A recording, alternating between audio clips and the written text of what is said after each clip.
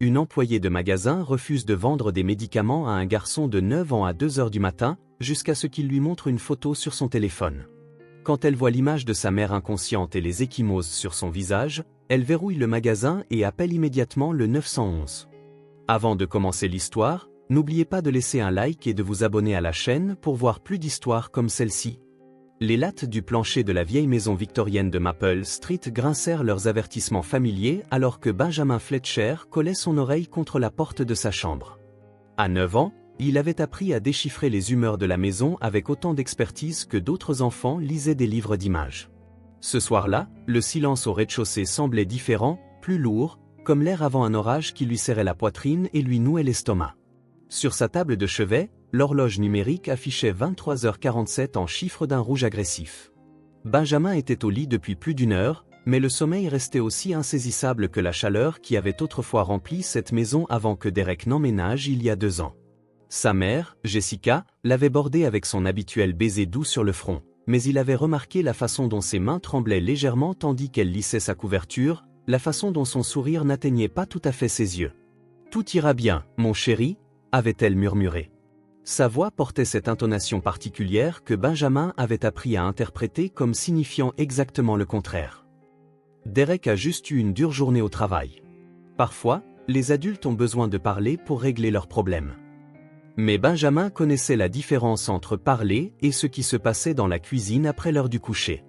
Il avait entendu suffisamment de conversations de Derek pour comprendre que les explications de sa mère étaient le genre de mensonges que les adultes racontent pour protéger les enfants. Des mensonges qui rendaient la vérité encore plus effrayante, car cela signifiait que les adultes avaient peur, eux aussi. Un fracas soudain venant d'en bas fit sursauter Benjamin, son cœur lui remontant dans la gorge. Le bruit de verre brisé fut suivi par la voix de Derek, élevée dans une colère qui perçait les murs comme un couteau. « J'en ai marre de tes excuses, Jessica. Tu te crois tellement supérieure à moi avec ton job prestigieux à la bibliothèque et ton diplôme universitaire. » Les petites mains de Benjamin se serrèrent en poing alors qu'il entendait la voix de sa mère, basse et suppliante. Il ne pouvait pas distinguer ses mots, mais le ton lui était familier. C'était la même voix qu'elle utilisait quand elle essayait de le calmer après un cauchemar. Sauf que maintenant, c'était elle qui avait besoin d'être calmée. La maison n'avait pas toujours été un lieu d'excuses murmurées et de promesses brisées. Benjamin se souvenait encore de fragments de vie avant Derek. Les dimanches matins où sa mère préparait des pancakes en forme d'animaux.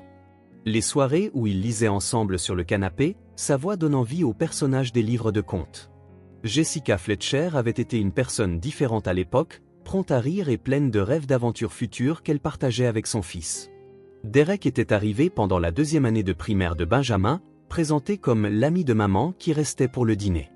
Il avait semblé assez gentil au début, apportant de petits cadeaux à Benjamin et l'aidant avec ses devoirs. Mais quelque part en cours de route, Derek avait cessé d'être un visiteur pour devenir l'homme qui décidait quand la télévision était trop forte, quand le dîner était trop tard, et quand Benjamin gênait la conversation des adultes. La transformation avait été progressive, comme une photographie qui se décolore au soleil. Les rires de Jessica se firent plus rares, ses sourires plus forcés. Elle commença à porter des manches longues même en été. Et Benjamin remarqua comment elle vérifiait l'heure de manière obsessionnelle quand ils sortaient ensemble, toujours inquiète de rentrer à la maison avant que Derek ne finisse son travail. « Tu es pathétique », la voix de Derek traversa clairement les minces murs. « Pas étonnant que ton mari t'ait quitté. Qui voudrait rentrer dans ce désordre ?» Le souffle de Benjamin se coupa dans sa gorge. Derek savait exactement quel mot blesserait le plus sa mère. Le père de Benjamin était mort dans un accident de voiture quand Benjamin avait 5 ans. Une perte qui avait laissé Jessica du temps pour reconstruire leur vie. La référence de Derek au père de Benjamin était une cruauté délibérée, conçue pour ouvrir de vieilles blessures qui n'avaient jamais vraiment guéri. Le son de pas rapides sur le sol de la cuisine fut suivi par la voix de Jessica, plus aiguë maintenant, teintée de peur. « S'il te plaît, Derek, pas si fort. Tu vas réveiller Benjamin. » Même dans sa propre peur, elle pensait à son fils.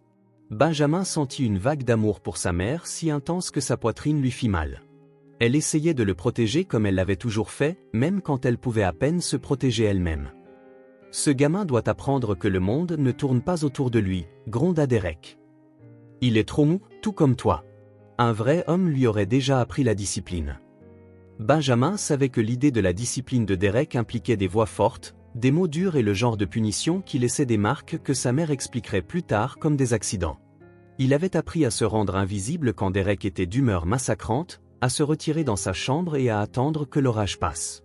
Mais ce soir semblait différent. Il y avait une acuité dans la colère de Derek que Benjamin n'avait jamais entendue auparavant. Une qualité dangereuse qui lui hérissait les poils sur les bras. Il colla son oreille plus fort contre la porte, essayant de capter chaque mot, chaque nuance qui pourrait lui dire à quel point les choses allaient empirer. « Je travaille 10 heures par jour pour mettre un toit sur vos têtes », continua Derek, sa voix de plus en plus agitée. « Et qu'est-ce que je trouve en rentrant? Une maison en désordre, un dîner froid, et une femme qui n'arrive même pas à tenir son propre gamin. » La chambre de Benjamin était juste au-dessus de la cuisine, et il pouvait entendre les lourdes bottes de Derek arpenter le linoléum. Le rythme était irrégulier, agressif, comme un animal en cage cherchant quelque chose à attaquer. « Je suis désolé », la voix de Jessica était à peine audible. « Je peux te préparer autre chose à manger. Je peux nettoyer. S'il te plaît, parlons-en calmement. » Le son qui suivit glaça le sang de Benjamin. C'était le bruit sans équivoque d'une main frappant la chair, suivi par la brusque inspiration de Jessica. Benjamin avait déjà entendu ce son, bien que sa mère ait toujours réussi à cacher les preuves le matin, couvrant les bleus avec du maquillage et expliquant ses mouvements précautionneux comme le résultat de sa maladresse. L'esprit de Benjamin, âgé de 9 ans, luttait pour traiter ce qu'il entendait. Une partie de lui voulait courir en bas, se jeter entre Derek et sa mère, exiger que cet homme cesse de blesser la personne la plus importante de son monde. Mais une autre partie de lui, celle qui avait appris à survivre dans cette maison, savait que son intervention ne ferait qu'empirer les choses. Derek lui avait clairement fait comprendre à plusieurs reprises que Benjamin devait rester dans sa chambre après l'heure du coucher, peu importe ce qu'il entendait. Les conséquences de la désobéissance avaient été rendues limpides par le système de punition de Derek, qui s'arrêtait toujours juste avant de laisser des marques visibles. Benjamin avait appris à obéir, à être l'enfant invisible qui ne causait aucun problème et n'attirait aucune attention. « Regarde ce que tu m'as fait faire. » La voix de Derek portait un ton de faux regret que Benjamin avait appris à reconnaître. « Si seulement tu m'écoutais, si seulement tu essayais d'être une meilleure partenaire, je n'aurais pas à être si frustré. » C'était le schéma habituel de Derek. La violence suivie du blâme. La colère suivie d'une logique tordue qui, d'une manière ou d'une autre, faisait de tout la faute de Jessica. Benjamin avait entendu ce scénario si souvent qu'il pouvait prédire les mots avant qu'ils ne soient prononcés. « Je ne veux pas te faire de mal », continua Derek, sa voix prenant maintenant ce ton mielleux et écœurant qu'il utilisait quand il essayait de manipuler. « Tu sais que je t'aime, mais tu dois comprendre que j'ai des besoins, que je mérite le respect dans ma propre maison. » Les mains de Benjamin se pressèrent contre ses oreilles, essayant de bloquer le son de la voix de Derek. Il détestait la façon dont cet homme pouvait passer de monstre à victime en l'espace de quelques phrases. Comment il pouvait faire croire à sa mère quel était le problème, quelle était celle qui devait changer.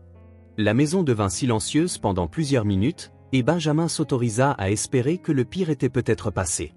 Peut-être que Derek sortirait en trombe comme il le faisait parfois, laissant Jessica nettoyer les morceaux de ce qui avait été brisé.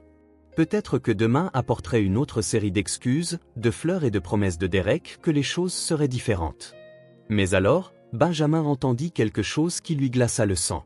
Le son de la voix de Derek tombant dans un murmure. Le ton qu'il utilisait quand il était le plus dangereux. « Tu sais quel est ton problème, Jessica? Tu n'apprécies pas ce que tu as. Tu ne m'apprécies pas. » Le silence qui suivit était rempli d'une tension électrique que Benjamin pouvait sentir à travers les murs. Il savait que sa mère calculait, essayant de trouver les mots justes qui désamorceraient la situation sans déclencher la rage de Derek. « Je t'apprécie », la voix de Jessica était soigneusement contrôlée. « J'apprécie tout ce que tu fais pour nous. Je suis reconnaissante que tu sois là. » Le cœur de Benjamin se brisa un peu plus au son de la gratitude forcée de sa mère. C'était une femme qui avait autrefois été farouchement indépendante, qu'il avait élevée seule pendant des années, qui avait construit une vie pour eux à force de détermination et d'amour. Maintenant, elle était réduite à remercier l'homme qui les terrorisait tous les deux. Reconnaissante, la voix de Derek s'éleva de nouveau.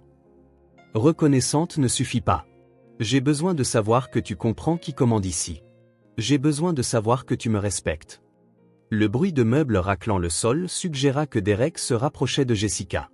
Le corps entier de Benjamin se tendit alors qu'il imaginait sa mère reculer, cherchant une issue qui n'existait pas. « Je te respecte », dit rapidement Jessica. Bien sûr que je te respecte. Alors prouve-le. La voix de Derek était froide maintenant, dépourvue de toute chaleur humaine. Mets-toi à genoux et prouve-le. Benjamin ne comprit pas toutes les implications de la demande de Derek, mais il en comprit assez pour savoir que sa mère était en grave danger. Le ton de la voix de Derek suggérait que ce n'était pas une requête, mais un ordre, et Benjamin avait appris que les ordres de Derek étaient toujours soutenus par la menace de la violence. Le son des sanglots discrets de Jessica flotta à travers les murs, et Benjamin sentit quelque chose se briser en lui. Sa mère, la femme qui lui avait lu des histoires pour s'endormir, qui avait embrassé ses genoux écorchés, qui avait cumulé 2 emplois pour lui acheter le vélo qu'il voulait pour son anniversaire, pleurait à cause du monstre qui avait envahi leur maison. « S'il te plaît !» La voix de Jessica était à peine un murmure. « Pas ce soir. Je suis si fatigué et je dois travailler tôt demain. » Le son du rire rauque de Derek emplit la maison. « Tu crois que c'est à toi de décider quand tu es trop fatigué? Tu crois que tu peux faire des exigences dans ma maison? » « Ce n'est pas ta maison, » dit Jessica, sa voix plus forte maintenant, comme si elle avait trouvé une réserve de courage. « C'est ma maison. C'est moi qui paie l'hypothèque. C'est moi qui paie les factures. » Le silence qui suivit fut plus terrifiant que n'importe lequel des cris de Derek. Benjamin savait que sa mère avait franchi une ligne, avait défié l'autorité de Derek d'une manière que l'homme ne tolérerait jamais. Quand Derek parla enfin, sa voix était à peine plus qu'un murmure, mais elle portait plus de menaces que n'importe quel cri. « Ta maison, tes factures, tout ce que tu as, c'est parce que je le permets. Tout ce que tu es, c'est parce que je choisis d'être avec toi. Et si jamais tu l'oublies encore, je m'assurerai que tu t'en souviennes. » Le bruit des pas de Derek se déplaçant rapidement à travers la cuisine fut suivi d'un fracas qui secoua toute la maison. Benjamin pressa son visage contre la porte, des larmes coulant sur ses joues alors qu'il écoutait les cris effrayés de sa mère. « Derek, s'il te plaît. Tu me fais peur. » Bien, la voix de Derek était remplie de satisfaction. « Peut-être que maintenant tu te souviendras à qui tu parles. » Les sons qui suivirent peignirent dans l'esprit de Benjamin une image qu'il ne pourrait jamais oublier. Le fracas de la vaisselle heurtant le sol. Le son de la voix de sa mère suppliant Derek d'arrêter. Le bruit sourd de quelque chose, ou quelqu'un, heurtant le mur. Le petit corps de Benjamin tremblait alors qu'il réalisait que Derek avait franchi une ligne ce soir, que la violence avait dépassé les limites prudentes qui existaient auparavant. Sa mère était en réel danger et il ne pouvait rien faire pour l'aider. La maison retomba dans le silence, mais cette fois, le silence était différent. C'était le silence de l'après, des dégâts causés et des conséquences à affronter. Benjamin tendit l'oreille pour capter le moindre son qui lui dirait que sa mère allait bien, mais le seul bruit était le bourdonnement lointain du réfrigérateur et le son de sa propre respiration rapide. Après ce qui sembla être des heures, Benjamin entendit les pas lourds de Derek se diriger vers l'avant de la maison. Le bruit de clés cliquetant fut suivi par le claquement de la porte d'entrée et le rugissement du moteur du camion de Derek qui démarrait. Benjamin attendit que le son du camion se soit estompé au loin avant d'oser ouvrir la porte de sa chambre. Le couloir était sombre, éclairé seulement par la lueur pâle du lampadaire filtrant à travers la fenêtre au bout du couloir. Il descendit les escaliers à pas de loup, ses pieds nus silencieux sur le bois froid, son cœur battant si fort qu'il était sûr qu'il allait réveiller les voisins. La cuisine était une zone sinistrée. De la vaisselle cassée jonchait le sol et la table avait été renversée, son contenu éparpillé dans la pièce. Mais l'attention de Benjamin était concentrée sur la forme immobile gisant près du réfrigérateur, illuminée par la lumière fluorescente crue que Derek avait laissée allumer. Jessica Fletcher gisait, inerte, sur le sol de la cuisine. Son visage tourné loin de Benjamin. Ses cheveux sombres s'étalaient sur le linoléum comme de l'encre renversée. Son corps était positionné dans un angle contre nature, comme si elle était tombée et n'avait pas pu se relever. Benjamin s'approcha lentement, son jeune esprit essayant de comprendre ce qu'il voyait. Le visage de sa mère était tourné vers le mur, mais il pouvait voir les ecchymoses sombres qui couvraient ses bras, la façon dont sa respiration était superficielle et irrégulière. « Maman » murmura-t-il, sa voix à peine audible. « Maman, tu m'entends » Jessica ne répondit pas. Ses yeux étaient fermés. Et il y avait en elle une immobilité qui terrifiait Benjamin plus que tous les cris de Derek. Il avait déjà vu sa mère fatiguée, l'avait vue bouleversée et inquiète. Mais il ne l'avait jamais vue comme ça, si immobile, si vulnérable, si brisée. Benjamin s'agenouilla à côté de sa mère, ses petites mains planant au-dessus de son corps alors qu'il essayait de décider quoi faire. Il avait appris les premiers secours de base à l'école, Mais cela dépassait tout ce qu'ils avaient couvert dans leur leçon de sécurité. Tout ce qu'ils savaient, c'était que sa mère était blessée, qu'elle avait besoin d'aide, et que Derek avait menacé de terribles conséquences si Benjamin appelait un jour la police. Mais Derek était parti maintenant, et Benjamin était seul avec sa mère inconsciente dans une maison qui ressemblait plus à une scène de crime qu'à un foyer. Le silence s'étira autour d'eux, rompu seulement par le son de la respiration laborieuse de Jessica et le tic-tac de l'horloge de la cuisine marquant le passage du temps. L'esprit de Benjamin, âgé de 9 ans, commença à analyser le problème avec l'approche méthodique que sa mère lui avait enseignée pour gérer les situations difficiles. Premièrement, il devait s'assurer qu'elle respirait toujours. C'était le cas, bien que sa respiration semblât superficielle et inégale. Deuxièmement, il devait comprendre pourquoi elle ne se réveillait pas. Les ecchymoses sur son visage suggéraient que Derek l'avait frappée plus fort que jamais. Troisièmement, et le plus important, il devait l'aider à aller mieux. Dans la compréhension du monde de Benjamin, les personnes blessées avaient besoin de médicaments. Quand il avait la grippe, sa mère lui donnait des médicaments qui le faisaient se sentir mieux. Quand il tombait de son vélo et s'écorchait le genou, elle nettoyait la plaie et appliquait un médicament qui l'aidait à guérir.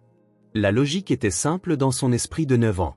Sa mère était blessée, donc elle avait besoin de médicaments.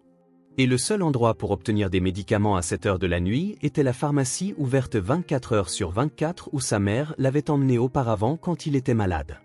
Benjamin se leva, sa décision prise. Il irait à la pharmacie, achèterait des médicaments pour les ecchymoses et le mal de tête de sa mère, et l'aiderait à se sentir mieux. C'était ce que tout bon fils ferait, et Benjamin avait appris à très bien prendre soin de sa mère. Il se déplaça dans la maison avec détermination maintenant, rassemblant les choses dont il aurait besoin. Le sac à main de sa mère était sur le comptoir, renversé, mais contenant toujours son portefeuille. Benjamin prit $40, assez pour acheter des médicaments et peut-être certains des analgésiques qu'il avait vus dans les publicités à la télévision. Son manteau d'hiver était accroché dans le placard près de la porte d'entrée, et ses bottes étaient soigneusement alignées en dessous. Benjamin s'habilla rapidement, ses mouvements efficaces malgré la façon dont ses mains tremblaient. Il attrapa son téléphone, un appareil simple que sa mère lui avait donné pour les urgences, et le glissa dans sa poche. Avant de partir, Benjamin retourna dans la cuisine pour vérifier sa mère une dernière fois. Elle respirait toujours inconsciente, mais elle semblait stable. Il trouva un coussin sur le canapé du salon et le plaça doucement sous sa tête, puis la couvrit d'une couverture du placard du couloir. « Je vais te chercher des médicaments, maman », murmura-t-il, sa voix stable malgré les larmes qui menaçaient de couler. « Je vais faire en sorte que tu te sentes mieux. » Benjamin Fletcher, 9 ans et portant le poids de la vie de sa mère entre ses petites mains, sortit dans la nuit glaciale de février. La neige crissa sous ses bottes alors qu'il entamait le trajet de 12 pâtés de maison jusqu'à la pharmacie Murphy S. Son souffle formait de petits nuages dans l'air gelé. Les lampadaires projetaient de longues ombres sur les rues vides de Millbrook, et Benjamin serra son manteau plus fort autour de son corps en marchant. Il n'était jamais sorti aussi tard seul, n'avait jamais marché aussi loin dans le noir, mais la pensée de sa mère gisant seule sur le sol de la cuisine lui donna le courage de continuer à avancer. L'horloge numérique sur le bâtiment de la banque affichait 2h03 du matin alors que Benjamin approchait de l'enseigne lumineuse de la pharmacie Murphy S ouverte 24 heures sur 24. Le bâtiment se dressait comme un phare dans l'obscurité, ses fenêtres brillantes de lumière fluorescente qui promettaient aide et guérison. Benjamin prit une profonde inspiration, redressa ses petites épaules et poussa les lourdes portes en verre. Il était sur le point de rencontrer Carmen Rodriguez, bien qu'il ne connaisse pas encore son nom. Il était sur le point de déclencher une chaîne d'événements qui allait tout changer. Mais tout ce que Benjamin savait à ce moment-là, c'était que sa mère avait besoin de médicaments et qu'il allait s'assurer qu'elle les ait. Il allait être le héros que sa mère méritait, même s'il ne comprenait pas encore ce que cela signifierait vraiment.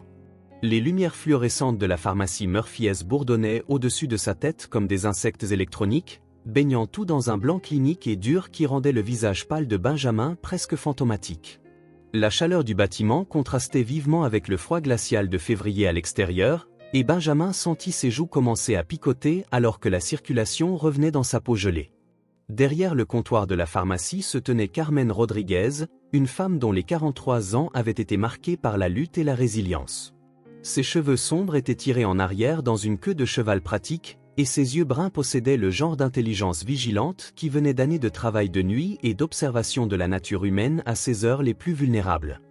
Elle portait le gilet standard de la pharmacie Murphy S par-dessus un simple pull, et son badge l'identifiait comme Carmen, superviseur de nuit. Carmen travaillait chez Murphy's depuis 7 ans, depuis que son divorce d'avec son ex-mari violent l'avait laissé dans le besoin d'un emploi stable avec des horaires flexibles. Le quart de nuit payait mieux que le travail de jour, et cela lui permettait d'être à la maison pendant la journée avec sa fille adolescente, Sophia. C'était un travail honnête qui l'aidait à reconstruire sa vie, un chèque de paix à la fois, bien que les heures tardives amenaient souvent des rencontres avec des gens dont les histoires lui rappelaient des chapitres de son propre passé qu'elle préférait oublier. Lorsque le carillon électronique annonça l'arrivée de Benjamin, Carmen leva les yeux des fiches d'inventaire qu'elle était en train de vérifier. Sa première réaction fut la surprise. Les enfants ne visitaient généralement pas les pharmacies à 2 heures du matin. Sa deuxième réaction fut l'inquiétude, alors que son œil exercé captait les détails qui racontaient une histoire qu'aucun enfant ne devrait avoir à vivre. Le manteau d'hiver de Benjamin était cher mais trop grand pour sa petite stature, suggérant qu'il s'agissait d'un vêtement de seconde main ou acheté en prévision de sa croissance par un parent qui ne pouvait pas se permettre de remplacer fréquemment les vêtements. Son jean était propre, mais montrait des signes de reprise soignés au genou. Ses baskets étaient appropriées pour la saison, mais portaient les marques d'usure d'un enfant qui marchait partout plutôt que d'être conduit en voiture. Le plus révélateur de tout était ses yeux, grands, sombres, et portant une gravité qui appartenait à quelqu'un de beaucoup plus âgé. « Excusez-moi, » dit Benjamin, sa voix à peine plus qu'un murmure alors qu'il s'approchait du comptoir. Ses mains tremblaient encore légèrement à cause du froid, et il les enfonça profondément dans les poches de son manteau pour cacher leur tremblement. « Je dois acheter des médicaments pour ma maman. » Carmen posa son stylo et se pencha légèrement en avant, ses instincts maternels immédiatement activés par la vue de ce jeune garçon seul à une heure aussi inhabituelle. « De quel genre de médicaments ta mère a-t-elle besoin, mon grand ?» L'esprit de Benjamin s'emballa alors qu'il essayait de se souvenir des noms des médicaments qu'il avait vus dans leur armoire de salle de bain. « Quelque chose pour les maux de tête, » dit-il prudemment. « Et peut-être quelque chose pour les bleus. Elle est tombée et s'est fait mal. Et elle a un très gros mal de tête. » L'explication semblait raisonnable à la logique de Benjamin, âgé de 9 ans. Mais les années d'expérience de Carmen à travailler avec le public lui avaient appris à écouter ce que les gens ne disaient pas autant que ce qu'ils disaient. L'histoire était trop nette, trop soigneusement construite pour un enfant qui aurait dû être paniqué par l'état de sa mère. « Où est ta mère maintenant ?» demanda doucement Carmen, sa voix prenant le ton qu'elle utilisait avec sa propre fille quand elle soupçonnait qu'il y avait plus dans une histoire que ce que la version initiale révélait. « Elle est à la maison, » répondit Benjamin, ses yeux n'arrivant pas tout à fait à croiser le regard de Carmen. « Elle dort, mais je sais qu'elle va avoir un très gros mal de tête quand elle se réveillera. Je veux avoir les médicaments prêts pour elle. » Carmen étudia le visage du garçon, notant la façon dont il évitait le contact visuel et la manière prudente dont il choisissait ses mots. D'après son expérience, les enfants qui avaient appris à être aussi articulés sur les problèmes des adultes étaient généralement des enfants qui avaient été forcés de grandir trop vite. « Comment es-tu venu ici ?» demanda Carmen. « Quelqu'un t'a conduit. »« J'ai marché, » dit Benjamin, le menton se levant légèrement avec fierté de son exploit. « C'est seulement à 12 pâtés de maison. Je connais le chemin parce que maman et moi venons ici parfois quand je suis malade. » 12 pâtés de maison au milieu d'une nuit de février n'était pas un petit voyage pour un enfant de 9 ans. L'inquiétude de Carmen s'approfondit alors qu'elle essayait d'imaginer quelles circonstances pousseraient un jeune garçon à faire un tel trajet seul. « Benjamin, » dit-elle, lisant son nom sur l'historique des prescriptions qui était apparu sur son écran. « Je me souviens de toi et de ta mère. Elle est toujours très attentive à ce que tu prennes tes médicaments correctement quand tu es malade. » Le visage de Benjamin s'éclaira légèrement à la reconnaissance. Sa mère l'avait en effet amené à cette pharmacie plusieurs fois au cours des 2 dernières années, et Carmen avait toujours été gentille avec eux. Jessica Fletcher était une cliente qui se démarquait dans la mémoire de Carmen, une femme douce qui semblait toujours légèrement nerveuse, qui payait en espèces et qui traitait son fils avec le genre de tendresse protectrice qui suggérait qu'il formait une équipe très soudée face au monde. « C'est ça, » dit Benjamin, sa voix gagnant en confiance. « Maman prend toujours très bien soin de moi quand je suis malade. Maintenant, je veux prendre soin d'elle. » Le sentiment était touchant, mais il ne faisait rien pour apaiser l'inquiétude croissante de Carmen quant à la situation. Elle avait travaillé suffisamment de quarts de nuit pour reconnaître les signes de problèmes domestiques, et tout dans ce scénario déclenchait des signaux d'alarme dans son esprit. « À quel genre de médicament pensais-tu » demanda Carmen, sortant de derrière le comptoir pour s'accroupir au niveau des yeux de Benjamin. Le changement de position était délibéré.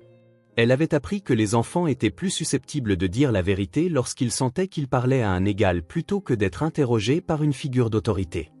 Benjamin sortit ses mains de ses poches, révélant les billets de 40 $ froissés qu'il avait pris dans le sac à main de sa mère. « J'ai de l'argent », dit-il, tendant les billets comme s'ils étaient la preuve de sa légitimité en tant que client. « Je peux payer pour tout ce dont elle a besoin. » Carmen repoussa doucement ses mains vers son corps. « Garde ton argent en sécurité pour l'instant. Parlons d'abord de ce qui ne va pas avec ta mère. Tu as dit qu'elle est tombée. » « Oui, » dit rapidement Benjamin, son explication répétée prête. Elle était dans la cuisine et elle est tombée et s'est cognée la tête. Maintenant, elle ne veut pas se réveiller, mais je pense que si je lui trouve des médicaments pour son mal de tête, elle se sentira mieux. Les mots sortirent d'un trait, et le cœur de Carmen se serra alors qu'elle traitait ce que Benjamin venait réellement de dire. Une femme qui ne se réveillait pas après s'être cognée la tête n'était pas quelqu'un qui avait besoin d'analgésiques en vente libre. C'était quelqu'un qui avait besoin d'une attention médicale immédiate. « Benjamin, » dit Carmen avec précaution. « Quand tu dis que ta mère ne veut pas se réveiller, qu'est-ce que tu veux dire exactement ?» Le visage de Benjamin se plissa alors qu'il essayait de trouver les mots justes pour expliquer quelque chose qui dépassait sa compréhension. Elle est allongée sur le sol de la cuisine et ses yeux sont fermés. Et quand je lui parle, elle ne répond pas. Mais elle respire toujours, donc je sais qu'elle va bien. Elle a juste besoin de médicaments pour que son mal de tête passe. Carmen sentit un frisson qui n'avait rien à voir avec le temps de février à l'extérieur. Une femme gisant inconsciente sur un sol de cuisine avec une blessure à la tête était en grave détresse médicale. Pas quelque chose qui pouvait être traité avec de l'aspirine et de bonnes intentions. « Depuis combien de temps ta mère est-elle comme ça ?» demanda Carmen, essayant de garder sa voix calme et non menaçante. Benjamin regarda la grande horloge sur le mur de la pharmacie, son jeune esprit luttant avec le concept du temps en situation de crise. « Depuis que Derek est parti, » dit-il, ne réalisant pas qu'il venait de fournir à Carmen une information cruciale. « Qui est Derek ?» demanda Carmen, bien qu'elle commençât à soupçonner qu'elle connaissait déjà la réponse. « C'est le petit ami de maman, » dit Benjamin, sa voix tombant dans un murmure. Il était très en colère ce soir parce que le dîner était froid quand il est rentré du travail. Il parlait très fort et puis j'ai entendu des choses se casser et puis Derek est parti dans son camion. Les soupçons de Carmen se cristallisaient rapidement en certitude. Elle avait vécu cette histoire elle-même. Avait été la femme gisant inconsciente pendant que sa jeune fille se demandait pourquoi maman ne se réveillait pas.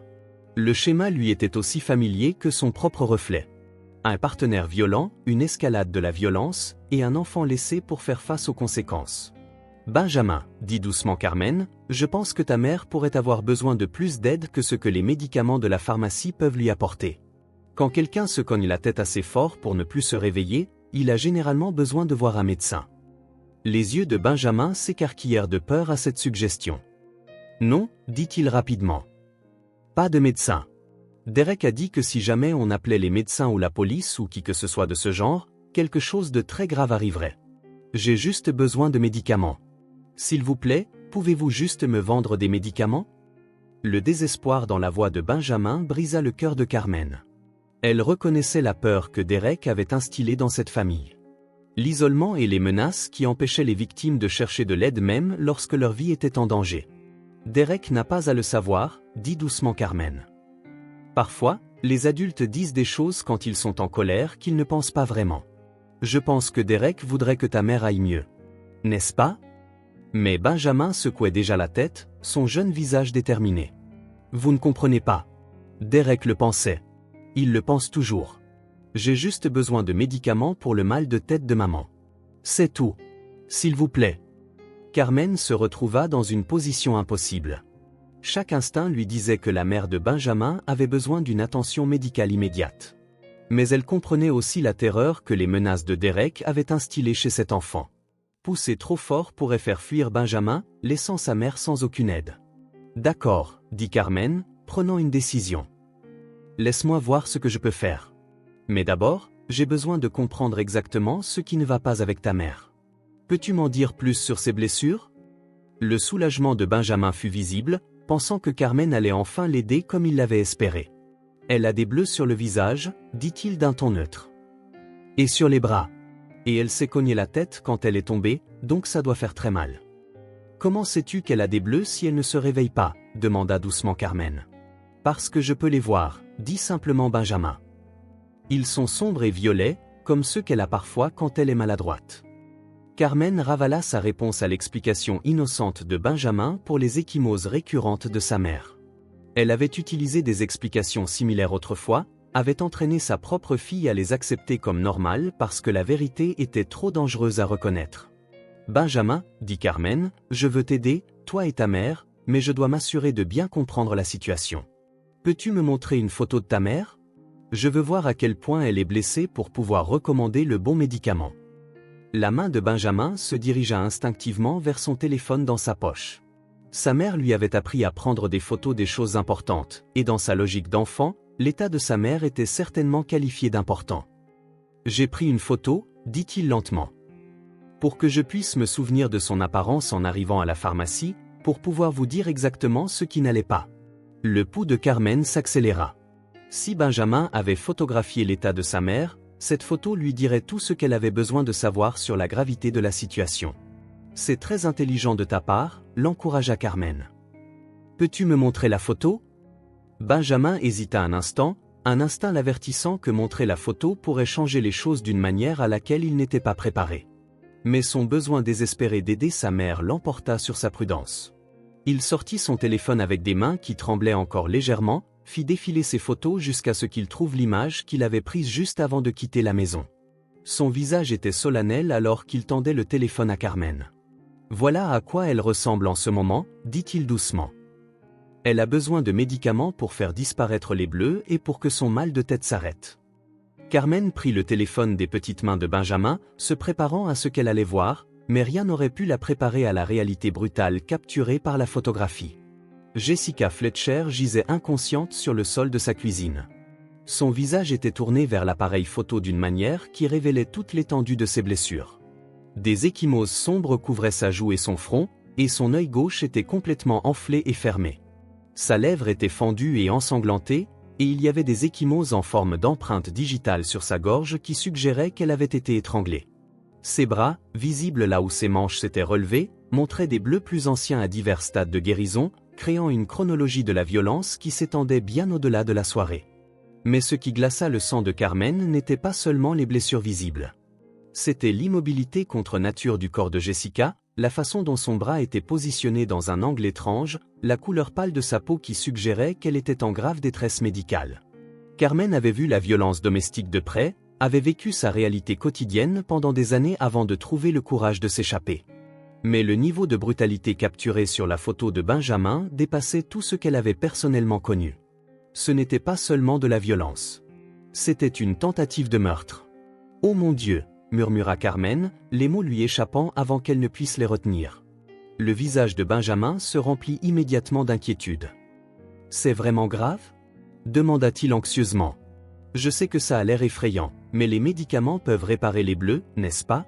J'ai vu des publicités à la télé qui disent que les médicaments peuvent aider contre la douleur et l'enflure. » Les mains de Carmen tremblaient alors qu'elle regardait de la photographie au visage plein d'espoir de Benjamin. Cet enfant innocent n'avait aucune idée de ce qu'il lui montrait, aucune compréhension que sa mère ne dormait pas mais était inconsciente suite à ce qui semblait être une grave blessure à la tête et un possible traumatisme interne. « Benjamin, » dit Carmen, sa voix épaisse d'émotion. « Ta mère est très, très malade, beaucoup plus malade que ce que les médicaments de la pharmacie peuvent aider. »« Mais les médicaments aideront un peu, n'est-ce pas ?» insista Benjamin, son besoin de croire en une solution simple évident dans chaque mot. Même si ça ne répare pas tout, ça la fera se sentir mieux quand elle se réveillera. Carmen sentit les larmes monter en regardant ce courageux petit garçon qui avait marché 12 pâtés de maison dans le froid glacial parce qu'il croyait pouvoir sauver sa mère avec de la détermination et $40. Elle pensa à sa propre fille, à la nuit où Sofia avait essayé de prendre soin de Carmen après une rencontre particulièrement brutale avec son père. « Mon grand, » dit doucement Carmen. « Je dois passer un coup de téléphone. Ta mère a besoin de l'aide de personnes qui savent comment s'occuper de blessures comme les siennes. » Le visage de Benjamin se remplit immédiatement de panique. « Non, vous ne pouvez appeler personne, » Derek a dit. « Derek n'est pas là, » l'interrompit Carmen, sa voix ferme mais gentille, « et Derek n'a pas à décider si ta mère vit ou meurt. » Les mots durs restèrent suspendus dans l'air entre eux, et le jeune esprit de Benjamin lutta pour en comprendre l'implication. Vie ou meurt? Répéta-t-il, sa voix à peine un murmure. Carmen s'agenouilla de nouveau, prenant les mains froides de Benjamin dans les siennes, chaudes. Ta mère est très gravement blessée, Benjamin. Si nous ne lui trouvons pas d'aide maintenant, ce soir, elle pourrait ne jamais se réveiller. Le visage de Benjamin se décomposa alors que la réalité de la situation pénétrait enfin son espoir enfantin d'une solution simple. Mais Derek a dit que si jamais on appelait à l'aide, il rendrait les choses bien pires pour nous. Derek a déjà rendu les choses aussi mauvaises qu'elles peuvent l'être, dit doucement Carmen. La seule façon qu'elle s'améliore est de donner à ta mère l'aide dont elle a besoin. Benjamin baissa les yeux sur son téléphone, affichant toujours l'image de sa mère inconsciente. Pour la première fois depuis qu'il l'avait trouvée sur le sol de la cuisine, il s'autorisa à vraiment voir ce que la photographie révélait. Pas seulement une femme avec des bleus qui avait besoin de médicaments, mais un être humain qui avait été battu presque à mort. Les docteurs pourront l'aider, demanda-t-il, sa voix petite et effrayée. Je pense que oui, dit honnêtement Carmen, mais seulement si nous les appelons maintenant. Benjamin resta silencieux un long moment, pesant les menaces de Derek contre la forme immobile de sa mère sur la photographie. Finalement, il leva les yeux vers Carmen avec des yeux qui contenaient une résolution bien au-delà de ses 9 ans. D'accord, murmura-t-il. Appelez-les. Carmen se déplaça rapidement vers le téléphone de la pharmacie, ses doigts composant le 911 avec une efficacité exercée. En attendant que le répartiteur réponde, elle regarda Benjamin, qui se tenait là, agrippant son téléphone comme une bouée de sauvetage. 911, quelle est votre urgence? La voix du répartiteur était calme et professionnelle.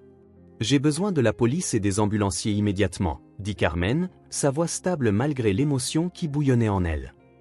J'ai un enfant de 9 ans ici dont la mère semble être inconsciente suite à des violences domestiques. Les blessures ont l'air graves, et l'enfant a marché jusqu'ici seul pour essayer de lui trouver des médicaments. Tandis que Carmen donnait au répartiteur l'adresse de la famille Fletcher, Benjamin vint se tenir à côté d'elle, n'étant plus l'enfant qui était entré dans la pharmacie en espérant acheter une solution simple à un problème impossible.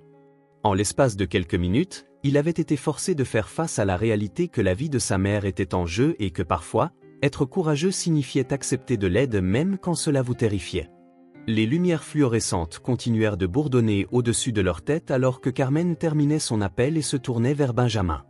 Dehors, le vent de février hurlait autour du bâtiment, mais à l'intérieur de la pharmacie chaude, un enfant et une femme qui comprenaient sa douleur se tenaient ensemble, attendant l'arrivée des secours. « Ils arrivent » dit doucement Carmen. « La police et les ambulanciers vont chez toi maintenant pour aider ta mère. » Benjamin hocha la tête, le visage pâle mais déterminé. « Viendrez-vous avec moi » demanda-t-il doucement. « Je ne veux pas être seul quand ils arriveront. » Carmen n'hésita pas. « Bien sûr, dit-elle, attrapant déjà son manteau. Nous irons ensemble. » Alors qu'il se préparait à quitter la pharmacie, Carmen verrouilla la porte d'entrée et retourna le panneau sur « Fermé pour urgence ». Elle avait fait son choix, le même choix qu'elle aurait souhaité que quelqu'un fasse pour elle toutes ces années auparavant, quand c'était elle qui gisait inconsciente pendant que sa jeune fille essayait de comprendre pourquoi maman ne se réveillait pas. Benjamin Fletcher était entré dans la pharmacie Murphy S en tant qu'enfant essayant de sauver sa mère avec des médicaments et de l'espoir. Il en repartait en tant que jeune personne qui avait appris que parfois, la chose la plus courageuse que l'on puisse faire est de demander de l'aide, même quand tout en vous hurle que c'est trop dangereux d'essayer. Le voyage de retour vers Maple Street serait les 12 pâtés de maison les plus longs de la vie de Benjamin. Mais il ne les marcherait pas seul. Carmen Rodriguez, qui comprenait le poids de la peur et le courage nécessaires pour s'en libérer, serait à ses côtés à chaque étape du chemin. Alors qu'il sortait dans la nuit glaciale de février, le son lointain des sirènes pouvait déjà être entendu, approchant depuis la direction du centre-ville de Millbrook. L'aide arrivait, et pour la première fois depuis qu'il avait trouvé sa mère sur le sol de la cuisine, Benjamin s'autorisa à croire que tout pourrait réellement bien se passer. Le retour à Maple Street sembla à la fois interminable et incroyablement court. Chaque pas rapprochait Benjamin Fletcher d'un avenir qu'il ne pouvait pas encore imaginer. Ses petites jambes peinaient à suivre la foulée déterminée de Carmen Rodriguez dans la nuit de février, mais elle ajustait sa vitesse sans lui donner l'impression de la ralentir. Le son des sirènes devenait plus fort à chaque pâté de maison, leur hurlement urgent perçant l'air glacial comme une promesse de salut que Benjamin n'était pas sûr d'être prêt à recevoir. Carmen gardait une main protectrice sur l'épaule de Benjamin pendant qu'il naviguait sur les trottoirs glacés, son esprit parcourant les implications de ce qu'elle avait vu dans cette photographie dévastatrice. En 7 ans de travail de nuit à la pharmacie Murphy S, elle avait rencontré sa part de personnes désespérées cherchant de l'aide de manière non conventionnelle. Des toxicomanes cherchant un accès facile aux médicaments sur ordonnance. Des clients âgés confus au sujet de leurs médicaments. Des parents affolés par les maladies soudaines de leurs enfants. Mais rien dans son expérience ne l'avait préparé à la réalité brutale capturée dans la documentation innocente de Benjamin sur l'état de sa mère. L'image était gravée dans la mémoire de Carmen avec une clarté photographique. La forme inconsciente de Jessica Fletcher gisant sur le sol de sa cuisine. Son visage, une toile de violence peinte dans des tons de violet et de noir. L'œil enflé, la lèvre fendue, les ecchymoses en forme d'empreinte digitale sur sa gorge qui parlaient d'étranglement. Ce n'étaient pas les blessures de quelqu'un qui était simplement tombé, comme le conditionnement de Derek avait appris à Benjamin à le croire. C'étaient les marques calculées d'un homme qui avait battu une femme presque à mort puis s'en était allé, laissant son fils de 9 ans la trouver et tenter de comprendre l'incompréhensible. « Ça va ?» demanda Carmen alors qu'il s'arrêtait à un coin de rue, attendant que le feu passe au vert. Le visage de Benjamin était pâle sous l'éclat cru du lampadaire. Son souffle formait de petits nuages dans l'air glacial qui se dissipaient rapidement dans le vent. « Je crois que oui », répondit Benjamin, bien que sa voix portât le tremblement de quelqu'un essayant d'être plus courageux qu'il ne le sentait. Ses mains étaient enfoncées profondément dans les poches de son manteau, serrant toujours les $40 qu'il avait prévu de dépenser pour des médicaments qui réparaient comme par magie tout ce qui n'allait pas dans son monde. « Je n'arrête pas de penser à ce que vous avez dit, que maman pourrait ne pas se réveiller du tout. Pensez-vous vraiment que les médecins peuvent l'aider ?» Carmen serra doucement son épaule, sentant les os fragiles sous son manteau d'hiver. « J'ai vu des gens se remettre de blessures qui semblaient impossibles à surmonter, dit-elle honnêtement, puisant dans ces années à observer la résilience humaine triompher de chances apparemment insurmontables. Le plus important, c'est que nous lui apportions de l'aide maintenant, ce soir, au lieu d'attendre le matin. » Benjamin hocha la tête, traitant cette information avec la considération solennelle qui était devenue sa réponse par défaut aux crises des adultes. En 9 ans de vie, il avait été forcé de développer une maturité qui aurait dû prendre des décennies à acquérir, apprenant à lire les signes subtils de la violence imminente et à naviguer dans le paysage émotionnel complexe d'un foyer gouverné par la peur. Derek disait toujours que les médecins et la police ne font qu'empirer les choses pour les familles comme la nôtre, dit doucement Benjamin, sa voix à peine audible au-dessus du vent. Il disait qu'ils brisent les familles et mettent les gens en prison sans raison. Il disait qu'ils enlèvent les enfants à leur mère et les placent avec des étrangers qui ne les aiment pas. Carmen sentit son cœur se serrer devant la manière systématique dont Derek avait isolé la famille Fletcher des sources d'aide potentielles. C'était un schéma classique de violence. Convaincre les victimes que le monde extérieur est hostile et dangereux, que chercher de l'aide n'apportera que plus de douleur et de séparation. Elle se souvint de son propre ex-mari utilisant des tactiques similaires, dépeignant les forces de l'ordre et les services sociaux comme des ennemis qui détruiraient leur famille s'ils en avaient l'occasion. « Derek t'a dit beaucoup de choses qui n'étaient pas vraies, » répondit Carmen, sa voix portant le poids de sa propre expérience avec des partenaires manipulateurs. Les gens qui font du mal aux autres essaient souvent de convaincre leurs victimes qu'il est dangereux d'obtenir de l'aide, parce qu'ils savent que l'aide signifie qu'ils devront arrêter de faire du mal. Le concept était complexe pour un esprit de 9 ans à saisir pleinement, mais l'intelligence et la maturité forcée de Benjamin lui permirent de comprendre le principe de base. Alors, Derek mentait pour nous faire peur ? Derek mentait pour vous maintenir, toi et ta mère, sous son contrôle, confirma Carmen, sa voix se faisant plus ferme alors qu'il continuait de marcher. La peur est un outil puissant, surtout quand quelqu'un l'utilise contre les personnes qu'il est censé aimer et protéger. Derek savait que si toi et ta mère n'aviez pas peur d'obtenir de l'aide, vous pourriez réaliser que vous méritiez mieux que ce qu'il vous donnait. En tournant dans Maple Street, les lumières clignotantes rouges et bleues des véhicules d'urgence apparurent. Leur illumination stroboscopique transformait la rue résidentielle tranquille en une scène qui ressemblait à un drame policier télévisé. 2 voitures de police, une ambulance et un camion de pompiers étaient garés devant la maison des Fletcher, leur présence annonçant à tout le quartier que quelque chose de grave s'était produit au 1247 Maple Street.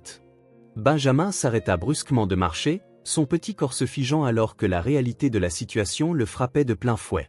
« Il y a tellement de voitures », murmura-t-il, sa voix remplie d'un mélange de crainte et de terreur. « Je ne savais pas qu'ils enverraient autant de gens. » Carmen s'agenouilla à côté de lui sur le trottoir froid, son visage au niveau du sien pendant qu'elle parlait. « Je sais que ça a l'air effrayant, mais chacun de ces véhicules est là pour aider ta mère. » Les ambulanciers sont formés pour s'occuper des personnes gravement blessées, et la police est là pour s'assurer que Derek ne puisse plus vous faire de mal, ni à toi ni à elle. Les yeux de Benjamin passèrent d'un véhicule à l'autre, observant le chaos organisé d'une intervention d'urgence. Les ambulanciers déplaçaient du matériel de l'ambulance à la porte d'entrée de sa maison, leurs mouvements efficaces et déterminés malgré leur tardive. Les policiers se tenaient près de leur véhicule, parlant dans des radios et coordonnant leur intervention avec le professionnalisme calme de personnes qui traitaient des cas de violence domestique bien trop régulièrement. Et si Derek revient pendant qu'ils sont là?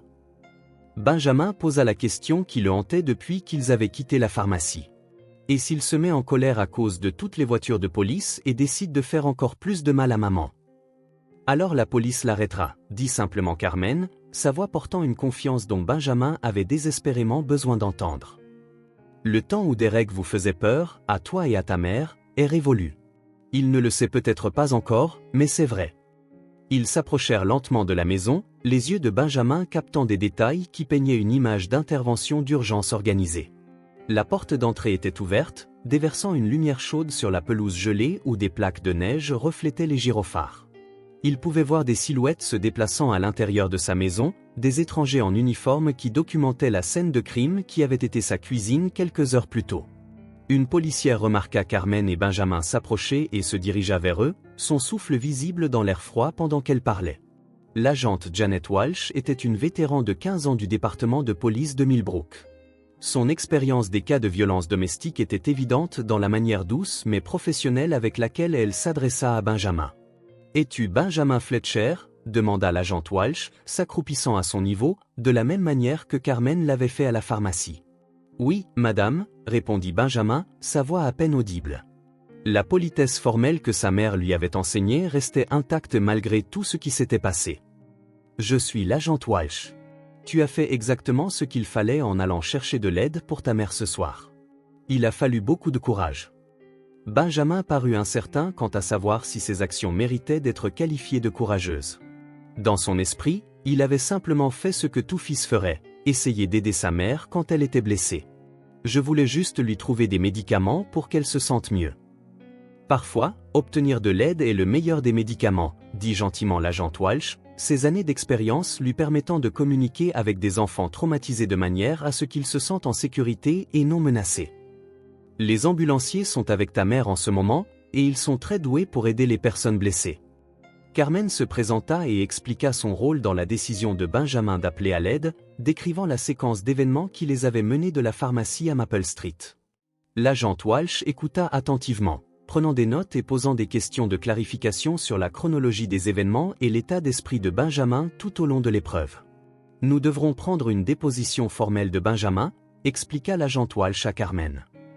Mais d'abord, nous voulons nous assurer que sa mère est stable et en route pour l'hôpital. Les enfants ne devraient pas avoir à regarder leurs parents être chargés dans des ambulances si nous pouvons l'éviter. Comme si elle les avait invoqués, la porte d'entrée de la maison Fletcher s'ouvrit et des ambulanciers sortirent en portant une civière. Jessica Fletcher était solidement attachée au brancard, son visage couvert d'un masque à oxygène et son corps connecté à divers appareils de surveillance qui bipaient et bourdonnaient d'une vie électronique. Même de loin, Benjamin pouvait voir que sa mère semblait plus petite et plus fragile que la femme confiante qu'il avait bordée quelques heures plus tôt, lui lisant un chapitre du livre qu'ils appréciaient ensemble. La vue de la forme immobile de sa mère sur la civière frappa Benjamin comme un coup physique. Jusqu'à ce moment, une partie de lui s'était accrochée à l'espoir que la situation n'était peut-être pas aussi grave que les adultes le laissaient entendre, que peut-être sa mère se réveillerait d'elle-même et que tout redeviendrait normal. Mais la voir connectée à du matériel médical, entourée d'ambulanciers qui travaillaient avec une efficacité urgente, rendit la gravité de son état indéniablement réel. « Maman !» cria Benjamin, commençant à courir vers la civière avant que Carmen n'attrape son bras doucement mais fermement. « Laisse les ambulanciers travailler, dit-elle doucement, sa voix remplie de compréhension pour son besoin désespéré d'être près de sa mère. Ils doivent l'amener à l'hôpital rapidement pour que les médecins puissent l'aider. Benjamin regarda, impuissant, la civière être chargée dans l'ambulance, la forme immobile de sa mère disparaissant derrière les portes fermées du véhicule. L'un des ambulanciers, une jeune femme aux yeux bienveillants, s'approcha de Benjamin avant leur départ. « Es-tu le fils de Jessica ?» demanda-t-elle, sa voix chaleureuse malgré l'urgence de la situation. « Oui, répondit Benjamin, sa voix petite et effrayée. Ta maman est forte, et nous allons très bien nous occuper d'elle, dit l'ambulancière, s'accroupissant au niveau de Benjamin. Elle respire toute seule, ce qui est un très bon signe. Les médecins de l'hôpital vont faire tout leur possible pour l'aider à aller mieux. Les mots de l'ambulancière offrirent à Benjamin la première lueur d'espoir qu'il avait ressentie cuisine. Je peux aller avec elle à l'hôpital ? L'hôpital peut être un endroit effrayant pour les enfants, surtout la nuit, expliqua doucement l'ambulancière. Mais je te promets que les médecins prendront très bien soin de ta mère et que quelqu'un s'assurera de te donner des nouvelles de son état. L'ambulance s'éloigna du trottoir, sirène hurlante, emportant Jessica Fletcher vers l'espoir de son rétablissement. Benjamin resta sur le trottoir gelé, regardant les lumières rouges et blanches disparaître au loin, emportant avec elle sa mère et son ancienne vie.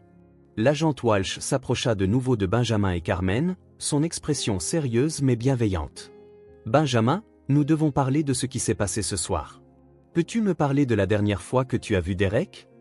Le récit de Benjamin était hésitant et rempli des lacunes qu'une perspective d'enfant crée inévitablement. Mais l'agent Walsh était habile à poser les bonnes questions pour combler les pièces manquantes. Elle le guida à travers la séquence des événements avec patience et douceur, ne le poussant jamais à se souvenir de détails trop douloureux ou traumatisants à revisiter. Derek est parti dans son camion après avoir fait du mal à maman, conclut Benjamin, sa main toujours enfoncée profondément dans les poches de son manteau. J'ai attendu de ne plus entendre le moteur, puis je suis descendu pour voir comment elle allait. C'est là que je l'ai trouvée sur le sol de la cuisine. C'était très intelligent, dit l'agent Walsh, prenant des notes sur son calepin. Attendre d'être sûr qu'il était parti t'a gardé en sécurité. Peux-tu me décrire le camion de Derek ? Benjamin décrivit le véhicule de Derek avec la précision détaillée avec laquelle les enfants remarquent les voitures. Un pick-up noir avec une bosse sur le pare-choc arrière gauche et une fissure dans le pare-brise que Derek devait réparer depuis des mois. L'agent Walsh transmit la description par radio aux autres unités, lançant une recherche de Derek qui s'étendrait à tout le comté. Derek sera-t-il arrêté quand il reviendra ? Benjamin posa la question, portant à la fois espoir et peur. Une partie de lui voulait désespérément que Derek subisse les conséquences de ses actes. Mais une autre partie de lui était terrifiée par la réaction de Derek à être défié. « Nous allons faire tout notre possible pour nous assurer ta mère », promit l'agent Walsh. « Mais pour l'instant, notre principale préoccupation est de nous assurer que tu es en sécurité et que ta mère reçoive les soins médicaux dont elle a besoin. » Un détective était arrivé sur les lieux et se coordonnait avec les techniciens de la scène de crime qui documentaient les preuves à l'intérieur de la maison Fletcher. Le détective Michael Torres était un vétéran de 20 ans spécialisé dans les cas de violence domestique. Son expérience était évidente dans la manière méthodique avec laquelle il abordait l'enquête. La scène à l'intérieur raconte une histoire claire, expliqua le détective Torres à l'agent Walsh tandis que Benjamin écoutait avec une compréhension croissante. Il y a des signes d'une lutte importante dans la cuisine, des meubles renversés, de la vaisselle cassée, des projections de sang qui suggèrent de multiples impacts. Nous photographions tout et prélevons des échantillons qui seront cruciaux pour les poursuites. La table renversée, la vaisselle cassée et les taches de sang sur le sol de la cuisine feraient toute partie du dossier contre Derek. Une preuve tangible de la violence que Benjamin avait tenté de réparer avec $40 et la détermination d'un enfant.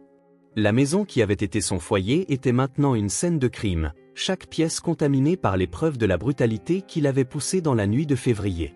Benjamin, dit l'agent Walsh, reportant son attention sur le jeune garçon qui se tenait là, frissonnant malgré son manteau d'hiver. Nous devons trouver où tu vas rester cette nuit. As-tu de la famille en ville, des grands-parents, des tantes ou des oncles qui pourraient s'occuper de toi pendant que ta mère est à l'hôpital ? Benjamin secoua lentement la tête, le geste portant le poids de l'isolement de sa famille. Les parents de maman vivent en Californie et ils ne nous parlent pas beaucoup. Ils n'aimaient pas Derek, mais ils n'aimaient pas non plus que maman m'élève seule avant l'arrivée de Derek. Je ne sais pas où est la famille de mon père. Maman dit qu'ils ont déménagé après la mort de mon père et qu'ils ne voulaient pas rester en contact. Carmen sentit son cœur se briser un peu plus en réalisant que le système de soutien de Benjamin était aussi endommagé que tout le reste dans sa jeune vie. L'isolement systématique de la famille Fletcher par Derek avait été complet et efficace, les coupant des relations qui auraient pu leur offrir un refuge pendant les pires moments de la violence. « Et les amis de ta mère ?» demanda doucement Carmen. « Des professeurs de l'école ? Des voisins qui pourraient t'aider ? » « Maman n'a plus vraiment d'amis, dit Benjamin d'un ton neutre, sont en suggérant qu'il avait accepté cette réalité depuis longtemps. Derek n'aimait pas qu'elle passe du temps avec d'autres personnes. Il disait que ses amis essayaient de la monter contre lui, alors maman a arrêté de les voir. Et je ne pense pas que les professeurs aient le droit de ramener des enfants chez eux. L'agent Walsh échangea un regard significatif avec Carmen. Les deux femmes reconnaissaient l'isolement typique que Derek avait imposé à la famille Fletcher. C'était un schéma classique. Les agresseurs détruisent systématiquement les réseaux de soutien de leurs victimes, rendant l'évasion impossible et l'aide inexistante. Nous avons des familles d'accueil d'urgence disponibles, expliqua prudemment l'agent Walsh, observant le visage de Benjamin pour sa réaction. Il y a des familles spécialement formées pour s'occuper des enfants dans des situations comme celle-ci. Elles comprennent ce que tu as vécu et savent comment aider les enfants à se sentir en sécurité. Les yeux de Benjamin s'écarquillèrent d'alarme à la mention du placement en famille d'accueil. En famille d'accueil? Mais et si maman se réveille et que je ne suis pas là? Et si elle a besoin de moi et ne sait pas où je suis? La pensée d'être séparé de sa mère, même temporairement, était presque plus que Benjamin ne pouvait supporter. Pendant des années, Jessica et lui avaient formé une équipe de 2 contre l'imprévisibilité de Derek, comptant l'un sur l'autre pour le soutien émotionnel et la protection. L'idée de faire face à cette crise sans elle semblait impossible. Carmen s'agenouilla de nouveau à côté de Benjamin, sa voix douce mais ferme. « Ta mère va être à l'hôpital pendant un certain temps, pour recevoir les soins médicaux dont elle a besoin. La chose la plus importante que tu puisses faire pour elle en ce moment est de rester en sécurité et de laisser les adultes s'occuper des problèmes d'adultes. » « Mais c'est moi qui m'occupais d'elle, » protesta Benjamin, sa voix portant le poids de la responsabilité prématurée qui lui avait été imposée. « Je sais comment la réconforter quand elle est triste. Je sais comment rester silencieux quand Derek est en colère. Je sais comment m'occuper des choses à la maison. Et si elle oublie comment elle est bien sans moi ?» Les mots frappèrent Carmen comme un coup physique, lui rappelant les protestations similaires de sa propre fille Sophia des années plus tôt, lorsqu'elle s'était finalement échappée de son père violent. Les enfants qui grandissent dans des foyers violents développent souvent un sens exagéré des responsabilités pour le bien-être de leurs parents, croyant que leur vigilance et leur bon comportement peuvent en quelque sorte prévenir ou minimiser la violence. « Tu as fait un travail incroyable en t'occupant de ta mère, » dit Carmen, sa voix épaisse d'émotion. « Mais tu as 9 ans, Benjamin. Les enfants de 9 ans devraient s'inquiéter de leurs devoirs, des jeux vidéo et de savoir si leur équipe de baseball préférée va gagner, pas de protéger leur mère contre des hommes dangereux. » « Je ne sais pas comment être un enfant de 9 ans normal, » admit Benjamin, son honnêteté déchirante dans sa simplicité. « Je ne me souviens pas de ce que ça fait de ne pas s'inquiéter pour maman tout le temps. » L'agent Walsh avait écouté l'échange avec une inquiétude croissante quant à l'état émotionnel de Benjamin et à sa capacité à faire la transition vers une enfance normale après des années de traumatisme. « Benjamin, te sentirais-tu plus à l'aise si Carmen venait avec toi pour rencontrer la famille d'accueil? Juste pour cette nuit, jusqu'à ce que nous puissions trouver un arrangement plus permanent. » Benjamin leva les yeux vers Carmen, l'espoir fleurissant dans ses jeunes yeux comme des fleurs perçant la neige. « Feriez-vous ça? Resteriez-vous avec moi? » Carmen n'hésita pas, sa décision semblant aussi naturelle que de respirer. « Bien sûr que oui. Je resterai avec toi aussi longtemps que tu auras besoin de moi. » L'engagement semblait naturel et juste, comme si la présence de Carmen dans la vie de Benjamin à ce moment-là était quelque chose de prédéterminé par des forces échappant à leur contrôle. Elle avait été la personne que Benjamin avait rencontrée lorsqu'il avait le plus besoin d'aide, et elle n'allait pas l'abandonner maintenant que la crise immédiate était gérée par les autorités compétentes. L'agent Walsh passa un appel au coordinateur des familles d'accueil d'urgence, expliquant la situation inhabituelle et demandant un placement qui pourrait accommoder à la fois Benjamin et son avocate. En 20 minutes, ils avaient un arrangement avec la famille Morrison, des parents d'accueil expérimentés qui avaient déjà traité des cas de violence domestique et comprenaient les complexités impliquées. Les Morrison font de l'accueil d'urgence depuis 12 ans, expliqua l'agent Walsh pendant qu'ils attendaient leur transport. Ils ont aidé des dizaines d'enfants dans des situations similaires à la tienne, Benjamin. Ils savent comment faire en sorte que les enfants se sentent en sécurité lorsque leur monde entier a été bouleversé. Alors qu'ils se tenaient devant la maison des Fletcher en attendant leur transport, Benjamin se retrouva à étudier le bâtiment qui avait été tout son monde quelques heures plus tôt. Le ruban de police sur la porte d'entrée indiquait clairement que ce chapitre de sa vie était définitivement clos, mais le chapitre suivant restait non écrit et terrifiant dans son incertitude. Le détective Torres sortit de la maison en transportant des sacs de preuves et s'approcha du groupe. « Nous avons recueilli tout ce dont nous avons besoin pour ce soir, informa-t-il l'agent Walsh. La scène restera sécurisée jusqu'à ce que nous puissions mener une enquête plus approfondie demain. Que arrive-t-il à toutes nos affaires ? Demanda Benjamin, les préoccupations pratiques du déplacement commençant à lui venir à l'esprit. Mes vêtements, mes livres et mes jouets. Tout sera en sécurité, l'assura le détective Torres. Une fois l'enquête terminée, toi et ta mère pourrez récupérer vos affaires. Pour l'instant, nous devons juste nous assurer d'avoir toutes les preuves nécessaires pour que Derek ne puisse plus faire de mal à personne. Une voiture s'arrêta au bord du trottoir, une berline modeste conduite par Eleanor Morrison, une femme dans la cinquantaine dont le visage bienveillant et le comportement doux mirent immédiatement Benjamin à l'aise. Elle s'approcha d'eux avec la confiance calme de quelqu'un qui avait aidé de nombreux enfants à traverser des crises similaires, ses mouvements délibérés et non menaçants. « Tu dois être Benjamin, » dit Eleanor, lui tendant la main pour la serrer. « Je suis Eleanor Morrison. Mon mari, Robert, et moi serions honorés de t'accueillir chez nous ce soir. » Benjamin lui serra la main solennellement, sa politesse naturelle évidente même dans son état d'épuisement. « Merci, Madame Morrison. Je suis désolé d'être une source de dérangement. »« Tu ne seras pas une source de dérangement du tout, » l'assura Eleanor, sa voix portant la chaleur de quelqu'un qui aimait sincèrement s'occuper des enfants. « Nous avons une chambre d'amis confortable que nous gardons prête pour des situations comme celle-ci. Et mon mari est en train de préparer du chocolat chaud. Il dit toujours que le chocolat chaud aide à rendre les choses un peu plus faciles. » La mention du chocolat chaud sembla rappeler à Benjamin qu'il était encore un enfant malgré tout ce qu'il avait vécu cette nuit-là. « J'aime le chocolat chaud, » dit-il doucement, s'autorisant à ressentir une petite étincelle d'anticipation pour quelque chose d'agréable. Alors qu'il rassemblait les quelques nécessités immédiates de Benjamin de la maison, ses vêtements pour demain, son sac à dos d'école et un éléphant en peluche nommé Peanuts avec lequel il était gêné d'admettre qu'il dormait encore, l'agent Walsh fournit à Carmen et Eleanor des informations sur les prochaines étapes du processus. « Nous aurons besoin que Benjamin fasse une déposition plus détaillée demain, » expliqua l'agent Walsh. « Et il y aura probablement des procédures judiciaires liées à l'arrestation de Derek et à la garde de Benjamin par Jessica une fois qu'elle se sera rétablie. Le procureur voudra poursuivre Derek pour agression aggravée au minimum, peut-être tentative de meurtre, en fonction des preuves médicales. » « Et si Derek n'est pas arrêté ?» demanda Benjamin, surprenant la conversation et se concentrant immédiatement sur sa plus grande peur. « Il sera arrêté, » dit l'agent Walsh avec une certitude absolue. « Nous avons suffisamment de preuves de ce soir pour l'inculper de plusieurs crimes.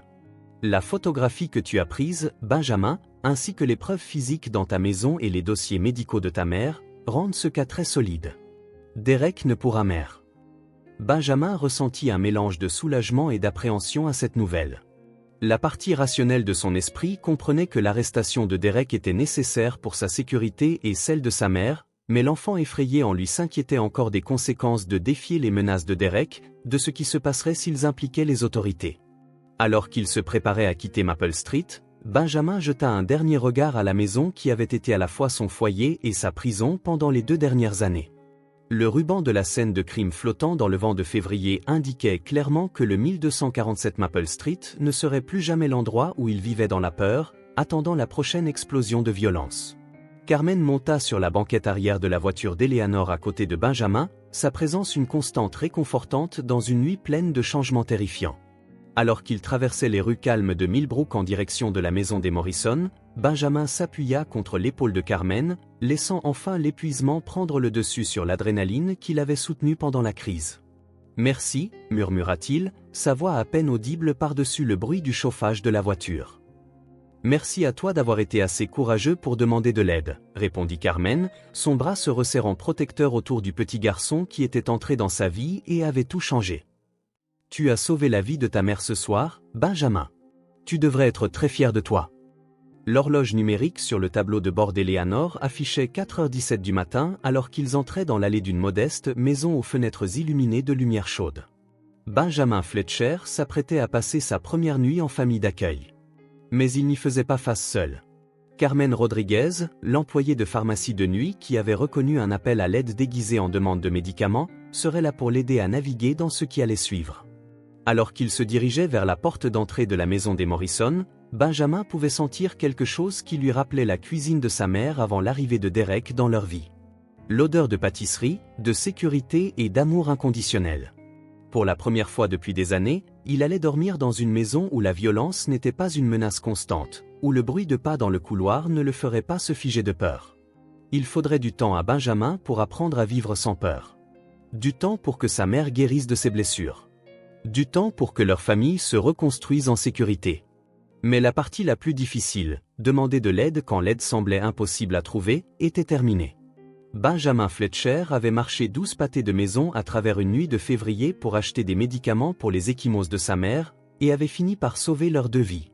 Parfois, le courage le plus extraordinaire vient de l'amour le plus ordinaire, et parfois, les plus petits actes de bravoure changent tout. La maison des Morrison se dressait comme un phare de chaleur dans la nuit de février, ses fenêtres brillant d'une lumière qui promettait sécurité et réconfort. Alors qu'Eleanor Morrison guidait Benjamin et Carmen sur le chemin d'entrée, le contraste entre cette maison de banlieue paisible et le chaos qu'ils venaient de quitter semblait presque surréaliste. La lumière du porche projetait un cercle d'illumination accueillant, et Benjamin pouvait voir des rideaux aux fenêtres qui suggéraient une vie vécue sans le besoin constant de se cacher des regards indiscrets. Robert Morrison les accueillit à la porte d'entrée, un géant doux dont les cheveux argentés et les yeux bienveillants rappelèrent immédiatement à Benjamin le grand-père qu'il n'avait jamais connu. Il portait un pull épais et des pantoufles confortables, et le sourire qui plissait son visage buriné était authentique et non forcé. « Bienvenue chez nous, Benjamin », dit Robert, sa voix portant la chaleur de quelqu'un qui avait passé des années à faire en sorte que les enfants effrayés se sentent en sécurité. « Je suis Robert, mais tu peux m'appeler comme tu le sens. » Benjamin leva les yeux vers cet homme qui le dominait, mais qui, d'une manière ou d'une autre, ne semblait pas du tout menaçant. « Merci, monsieur Morrison.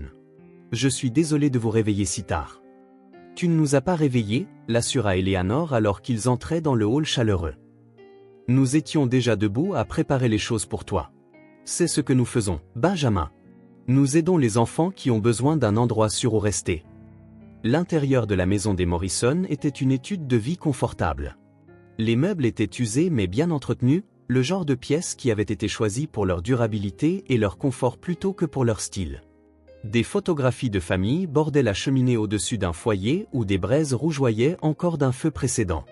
La maison sentait le chocolat chaud et la cannelle, des odeurs qui rappelèrent immédiatement à Benjamin de meilleurs moments avec sa mère. « J'ai promis du chocolat chaud », dit Robert, désignant la cuisine où de la vapeur s'élevait de tasses disposées sur un plateau en bois.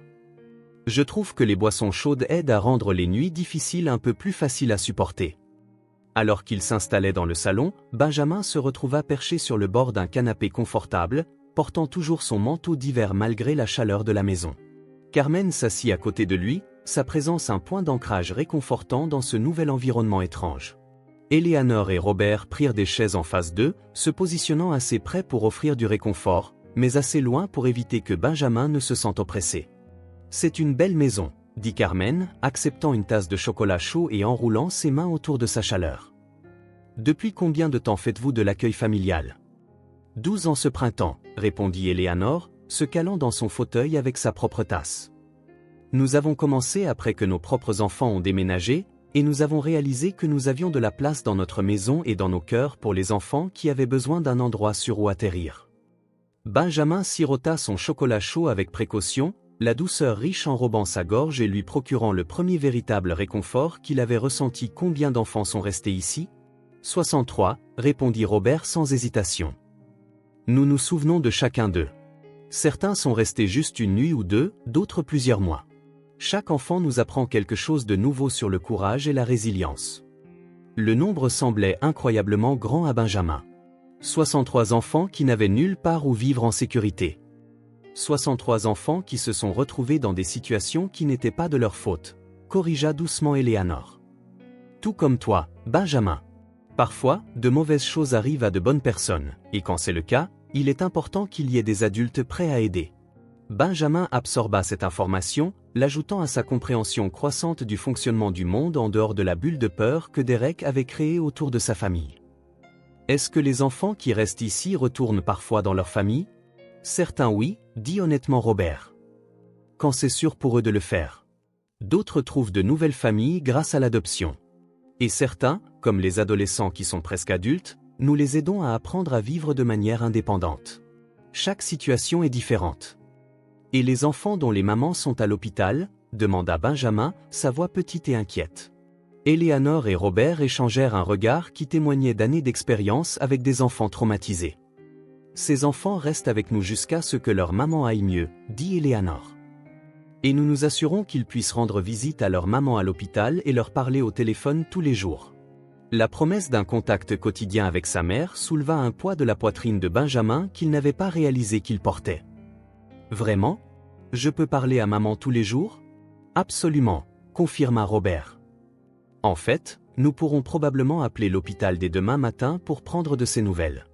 Les médecins voudront lui laisser un peu de temps pour se reposer ce soir. Mais demain, il devrait pouvoir nous en dire plus sur son état. Carmen avait observé ce doux interrogatoire avec une admiration croissante pour l'habileté des Morrison à faire en sorte que Benjamin se sente le bienvenu tout en répondant à ses préoccupations les plus pressantes. « Benjamin, pourquoi ne parles-tu pas un peu de toi à Robert et Eleanor ? En quelle classe es-tu ? Qu'est-ce que tu aimes faire ?» Benjamin réfléchit à la question, réalisant qu'il n'avait pas pensé aux activités normales de l'enfance depuis très longtemps. « Je suis en CM1 à l'école primaire de Millbrook. J'aime lire, surtout les histoires d'aventure, et je suis bon en maths, bien que j'ai manqué beaucoup d'école cette année quand maman était malade. » Eleanor prit une note mentale sur le temps d'école manqué, le reconnaissant comme un autre indicateur de la perturbation que la violence domestique avait causée dans la vie de Benjamin. « Quel est ton livre préféré ? » « Les mystères des Hardy Boys, » dit Benjamin, son visage s'illuminant légèrement en pensant à quelque chose qui lui apportait de la joie. « J'aime la façon dont ils résolvent des problèmes et aident les gens qui sont en difficulté. »« Nous avons quelques livres des Hardy Boys ici, » dit Robert. « Des invités précédents les ont laissés pour que d'autres enfants puissent en profiter.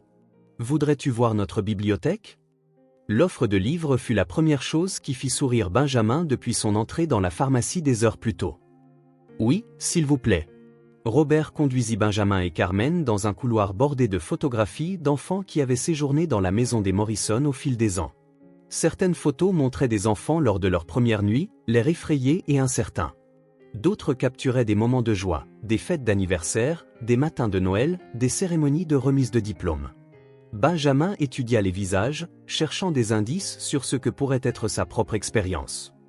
« Voici notre bibliothèque, » dit Robert en ouvrant une porte pour révéler une pièce tapissée d'étagères du sol au plafond. « Chaque enfant qui reste chez nous peut choisir des livres à garder quand il part. C'est notre façon de nous assurer qu'ils ont toujours quelque chose pour se souvenir de nous. » Les yeux de Benjamin s'écarquillèrent en voyant la vaste collection. Il y avait des livres d'images pour les plus jeunes enfants, des romans pour les enfants de son âge, et même des romans pour adultes. La série des Hardy Boys occupait une étagère entière, aux côtés des mystères de Nancy Drew et des aventures d'Encyclopédia Brown. « Tu peux choisir quelques livres à emporter dans ta chambre, » dit Eleanor. La lecture peut être un bon moyen de calmer son esprit quand on essaie de s'endormir dans un nouvel endroit. Pendant que Benjamin sélectionnait plusieurs livres, Carmen se retrouva en conversation avec Eleanor sur les aspects pratiques de son séjour. « Et pour l'école demain ? Devrait-il y aller, ou serait-il préférable qu'il reste à la maison ? Cela dépend de ce avec quoi Benjamin se sent à l'aise, » répondit Eleanor. Certains enfants trouvent que maintenir leur routine normale les aide à se sentir plus stables. D'autres ont besoin d'un jour ou deux pour digérer ce qui s'est passé avant d'être prêts à affronter leurs camarades de classe. Benjamin leva les yeux des livres qu'il examinait. « Qu'est-ce que je dirais aux autres enfants sur la raison pour laquelle je ne vis plus à la maison ? » C'était une question qui démontrait sa prise de conscience croissante de la façon dont sa vie avait radicalement changé en quelques heures. Eleanor s'agenouilla à côté de lui, sa voix douce mais honnête. « Tu n'as pas à leur dire quoi que ce soit avec quoi tu n'es pas à l'aise, » dit-elle. « Si quelqu'un demande, tu peux simplement dire que ta maman est à l'hôpital et que tu restes chez des amis de la famille. C'est tout à fait vrai, et c'est toute l'information dont quiconque a besoin. » La simplicité de l'explication plut à Benjamin. Il s'était tellement habitué à gérer des mensonges complexes et des demi-vérités sur sa vie de famille que l'idée d'une réponse simple et honnête lui semblait révolutionnaire. « Je pense que j'aimerais aller à l'école demain, » décida Benjamin. Ça pourrait faire du bien de faire quelque chose de normal.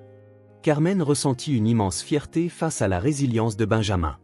Malgré tout ce qu'il avait enduré, il pensait déjà à la manière de reconstruire sa routine et de retrouver un semblant de normalité. Ils retournèrent dans le salon où Eleanor montra à Benjamin la chambre d'amis qui serait la sienne pendant la durée de son séjour. La chambre était clairement conçue pour les enfants, Un lit jumeau avec une couette joyeuse, un bureau pour les devoirs, un tableau d'affichage pour exposer des œuvres d'art ou des photographies. Les murs étaient peints d'un bleu apaisant, et des rideaux occultants assuraient que la chambre serait sombre et calme pour dormir. Cette chambre a été le foyer de beaucoup d'enfants courageux, dit Eleanor alors que Benjamin posait ses livres sélectionnés sur la table de chevet. Je pense qu'elle a une magie spéciale qui aide les enfants à se sentir en sécurité et à bien se reposer.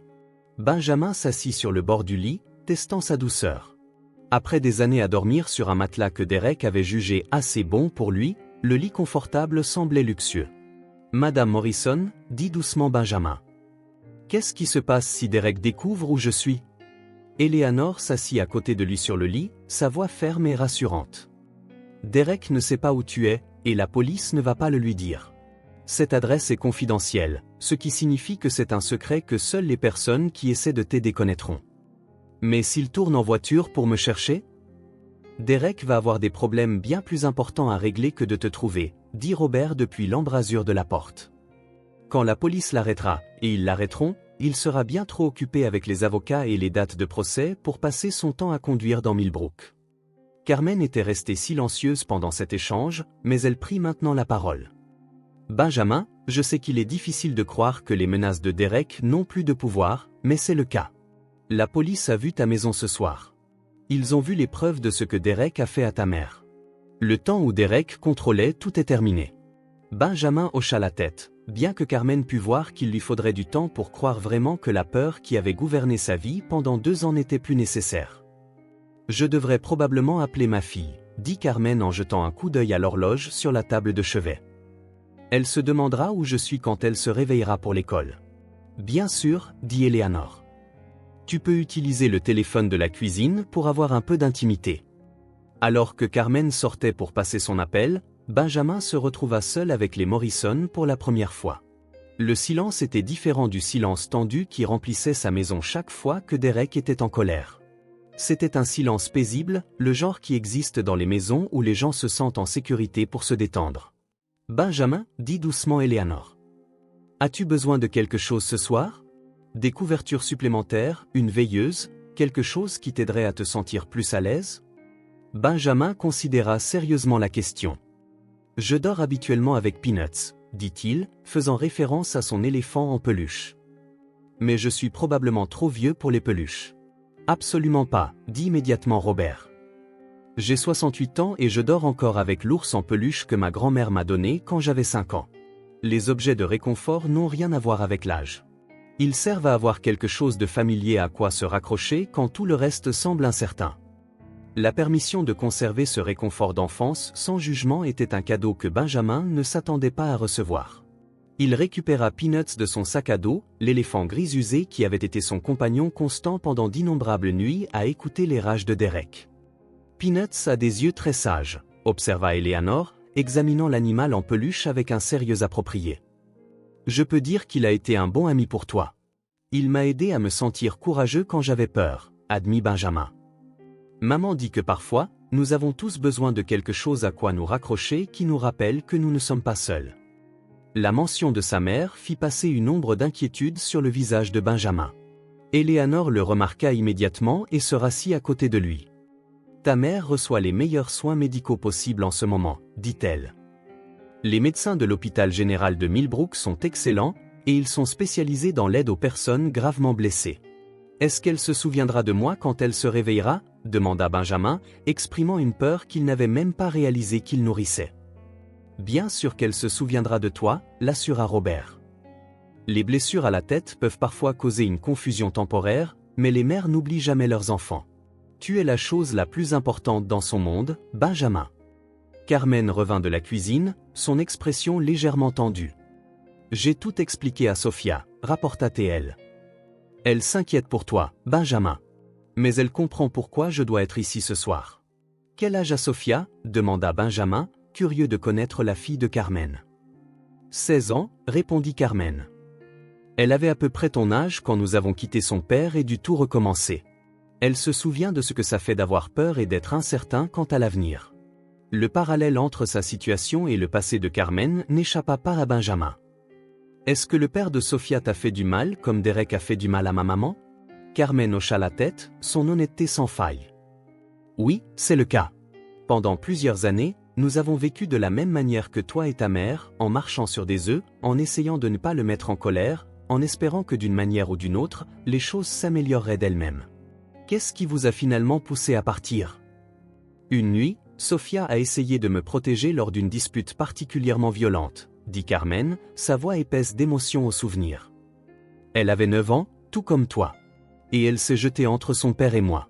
C'est là que j'ai réalisé que ma décision de rester ne me faisait pas seulement du mal à moi.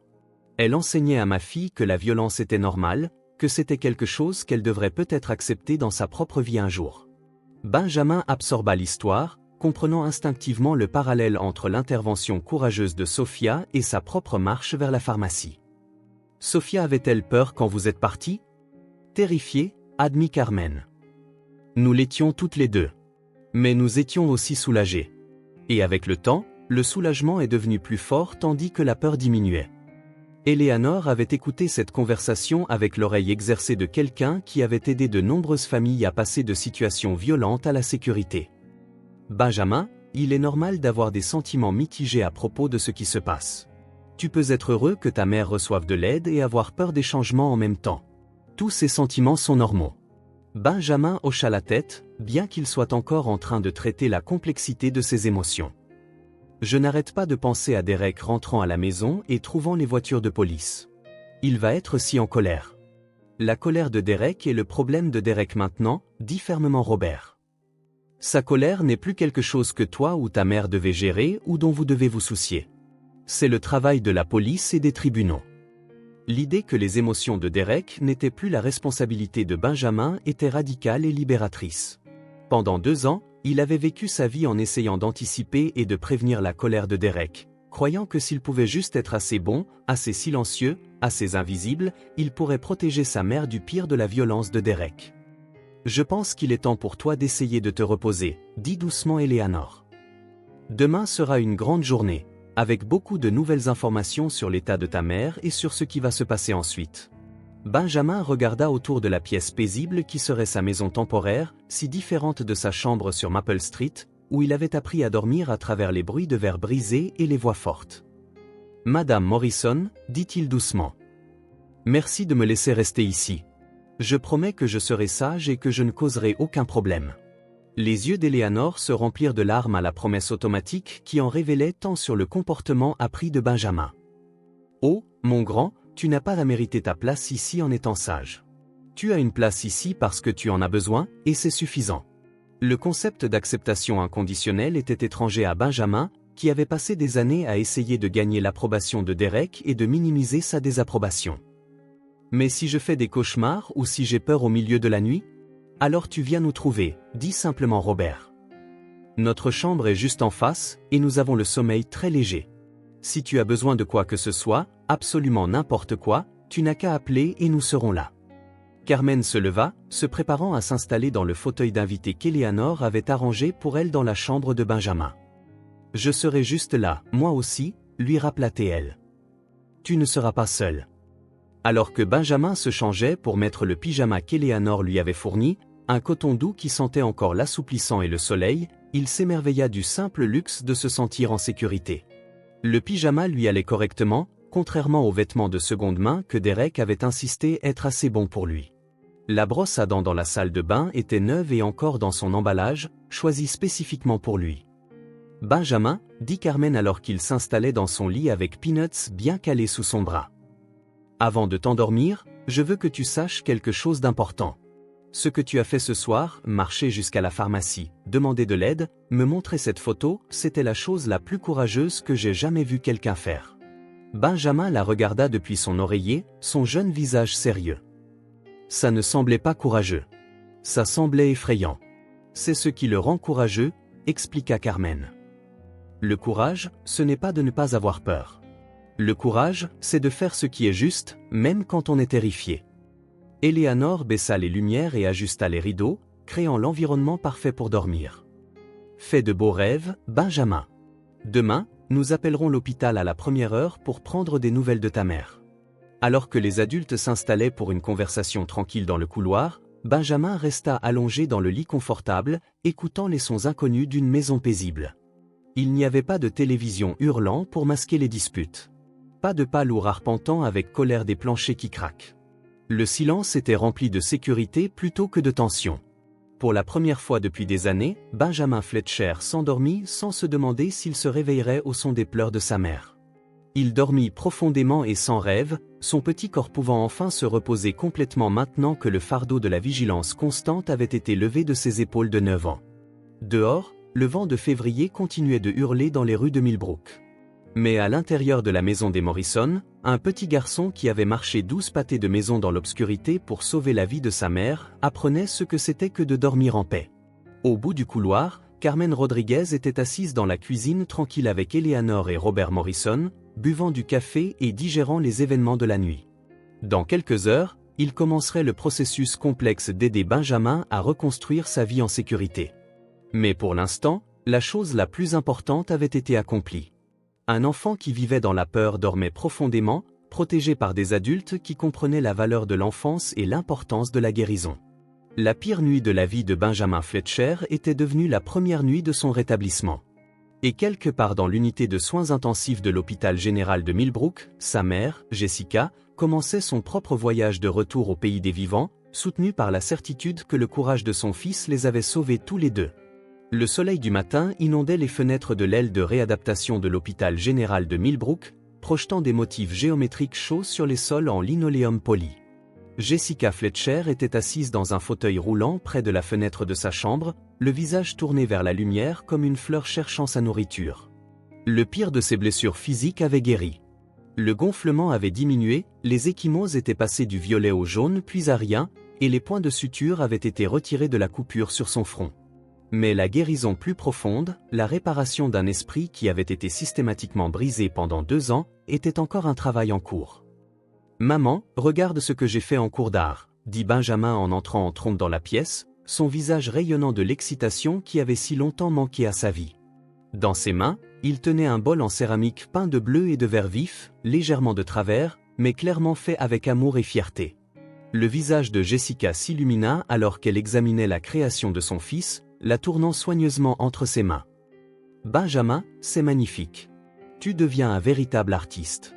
Madame Chan dit que j'ai un œil naturel pour la couleur, dit Benjamin en s'installant dans le fauteuil à côté du fauteuil roulant de sa mère. Elle pense que je devrais prendre plus de cours d'art l'année prochaine. » La confiance facile dans la voix de Benjamin témoignait de la transformation remarquable qui s'était produite au cours des 6 dernières semaines. Vivre avec la famille Morrison lui avait donné l'espace nécessaire pour redécouvrir l'enfant qu'il avait été avant que la peur ne devienne son émotion principale. Il allait à l'école régulièrement maintenant, ses notes s'améliorant constamment à mesure que son esprit se libérait de l'inquiétude constante pour la sécurité de sa mère. Il s'était fait des amis, ce qui avait été impossible lorsque les exigences de secret de Derek maintenaient la famille Fletcher isolée des liens sociaux normaux. « Raconte-moi ta semaine », dit Jessica, sa voix portant encore des traces de l'épuisement qui accompagne la guérison d'un traumatisme, mais devenant plus forte chaque jour. Quoi d'autre s'est-il passé à l'école ?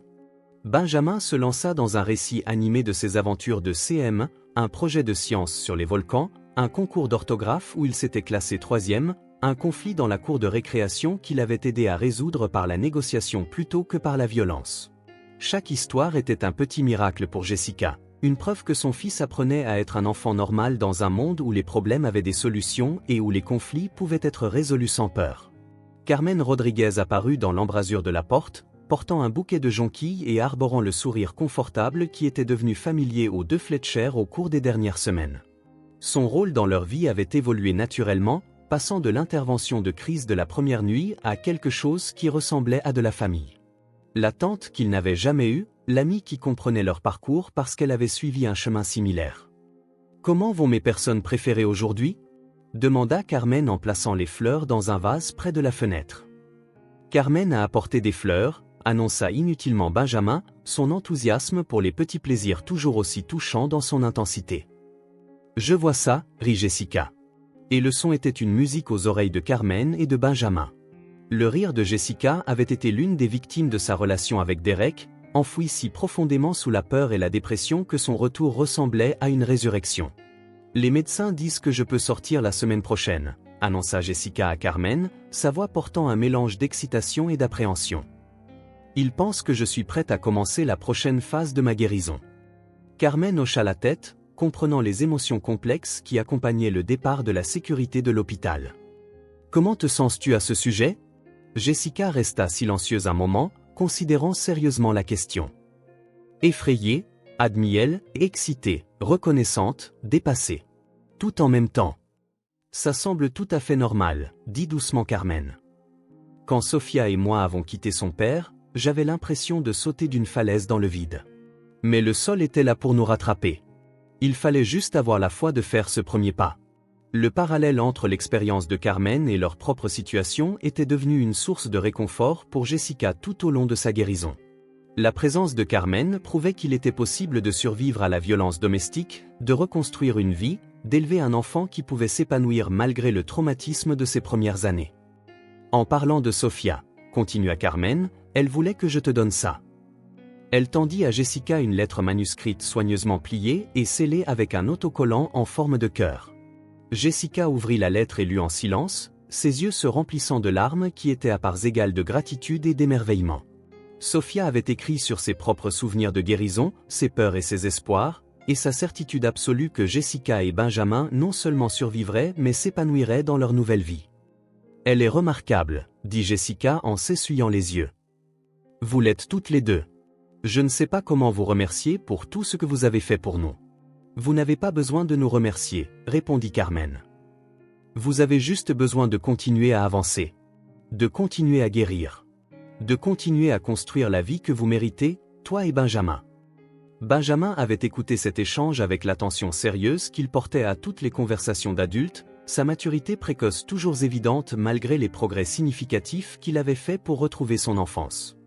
Maman, as-tu toujours peur de Derek? C'était une question qui restait en suspens dans l'air lors de la plupart de leurs visites, et Jessica apprécia la franchise de son fils à la formuler enfin. Parfois, répondit-elle honnêtement, mais pas de la même manière qu'avant. Derek est en prison, Benjamin. Il va y rester très longtemps. Le procès s'était terminé la semaine précédente, aboutissant à la condamnation de Derek pour de multiples chefs d'accusation, notamment agression aggravée, violence domestique et mise en danger d'enfants. La photographie que Benjamin avait prise avec son téléphone avait été une preuve cruciale, fournissant une preuve indéniable de la gravité de la violence de Derek. Combinée aux preuves physiques de la maison et aux dossiers médicaux de Jessica, l'affaire avait été accablante dans sa clarté. 15 ans, dit Benjamin, récitant la peine qui lui avait été expliquée en termes adaptés à son âge. C'est plus long que le temps que j'ai vécu. Bien plus longtemps, confirma Jessica. Et quand il sortira, il y aura une ordonnance restrictive qui signifie qu'il n'aura jamais le droit de s'approcher de nous. Les protections légales étaient importantes, mais le changement psychologique qui s'était produit chez Jessica et Benjamin était encore plus significatif. La peur qui avait autrefois gouverné chacune de leurs décisions était progressivement remplacée par un sentiment croissant d'autonomie et d'autodétermination. Ils apprenaient à faire des choix basés sur ce qu'ils voulaient plutôt que sur ce qu'ils craignaient. Les Morrison m'ont demandé si je voulais continuer à rester avec eux même après ta sortie de l'hôpital, dit Benjamin, sa voix prudente et hésitante. Juste jusqu'à ce que tu sois complètement rétabli et que nous trouvions où nous voulons vivre. Jessica ressentit un pincement momentané à la suggestion que son fils pourrait être mieux loin d'elle. Mais elle repoussa ce sentiment. Le bien-être de Benjamin devait être la priorité, même si cela signifiait reconnaître qu'elle avait encore du chemin à faire pour guérir avant de pouvoir lui offrir la stabilité dont il avait besoin. « Qu'est-ce que tu penses de cette idée ?» demanda Jessica, s'efforçant de garder sa voix neutre. « Je pense que c'est logique, » dit Benjamin, sa réponse démontrant la réflexion que le traumatisme l'avait forcé à développer. « J'aime vivre avec eux, et tu as besoin de temps pour te rétablir complètement. En plus, je peux te rendre visite tous les jours, et quand tu seras prête, nous pourrons trouver un nouvel endroit où vivre ensemble. » La maturité de son raisonnement était à la fois impressionnante et déchirante. Jessica dut se rappeler que si la sagesse de Benjamin au-delà de son âge l'avait aidé à survivre à leur épreuve, une partie de sa guérison consisterait à apprendre à penser de nouveau comme un enfant plutôt que comme un soignant.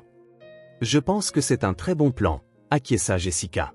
« Les Morrison adorent t'avoir là-bas, et j'adore savoir que tu es en sécurité et heureux pendant que je finis de me rétablir. » Le docteur Patricia Wells apparut à la porte, sa présence apportant immédiatement un sentiment de compétence professionnelle à la pièce.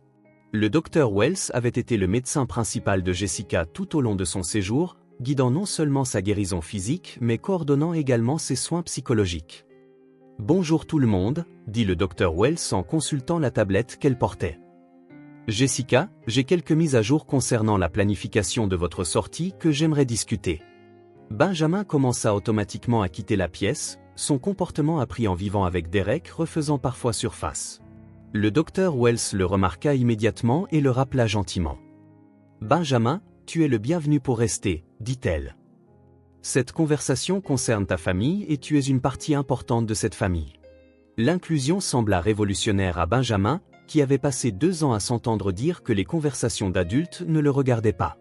Il se rassit dans son fauteuil, impatient de participer à la planification de l'avenir de sa famille. « Jessica, votre rétablissement physique a dépassé nos attentes, » commença le docteur Wells. « Les tests neurologiques ne montrent aucun dommage durable de votre commotion cérébrale et vos autres blessures ont complètement guéri. D'un point de vue médical, vous êtes prête pour la sortie. » « Et d'un point de vue psychologique ?» demanda Jessica, sachant que sa guérison émotionnelle était tout aussi importante. « Le docteur Martinez estime que vous avez fait d'excellents progrès dans vos séances de thérapie post-traumatique, répondit le docteur Wells. Vous avez développé des stratégies d'adaptation saines et vous avez démontré une compréhension claire des signes avant-coureurs des relations abusives. Elle est convaincue que vous êtes prête à poursuivre votre rétablissement en ambulatoire. » La validation du professionnel de la santé mentale était extrêmement importante pour Jessica. L'une des tactiques les plus efficaces de Derek avait été de la convaincre qu'elle était faible, instable et incapable de prendre de bonnes décisions.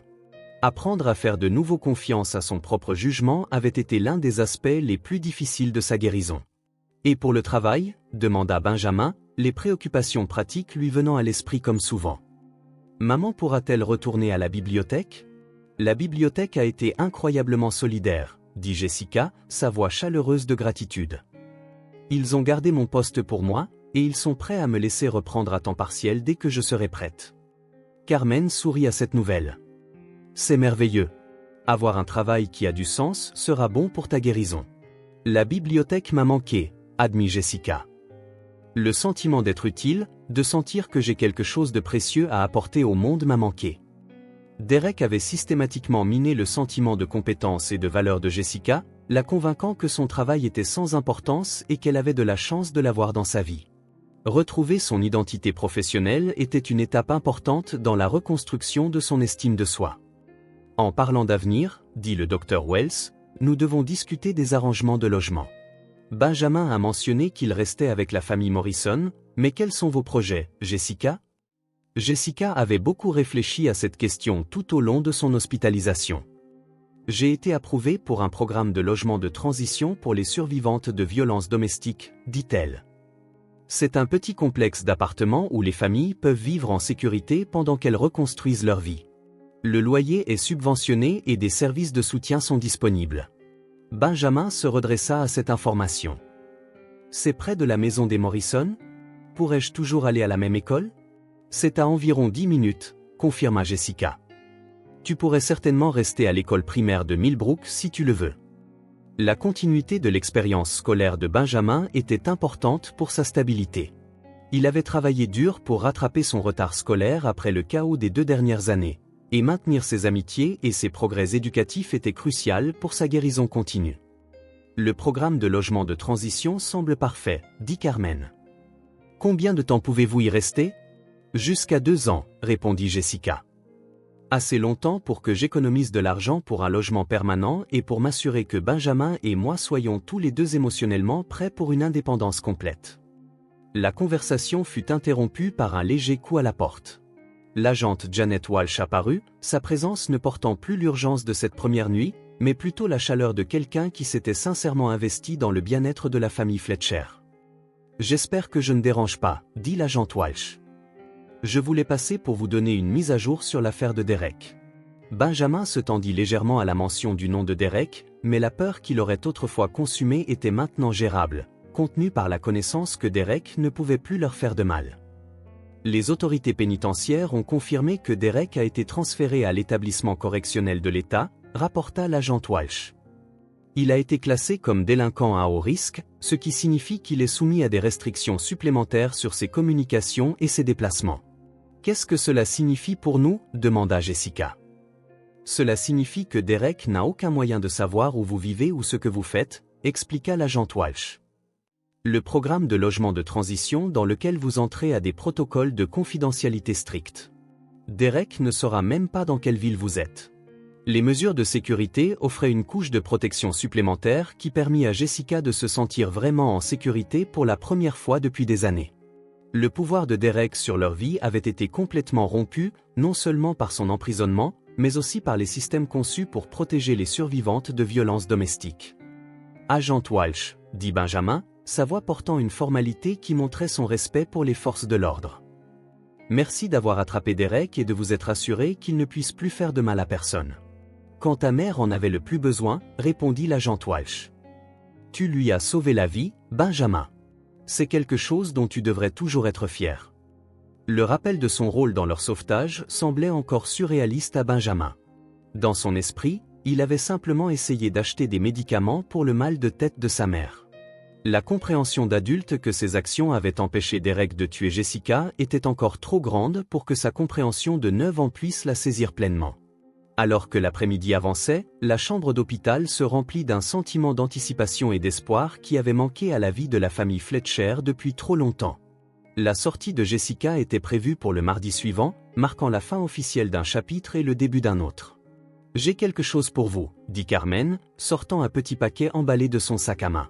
« C'est une célébration anticipée de votre nouveau départ. » Jessica déballa soigneusement le cadeau, révélant un petit cadre photo en céramique.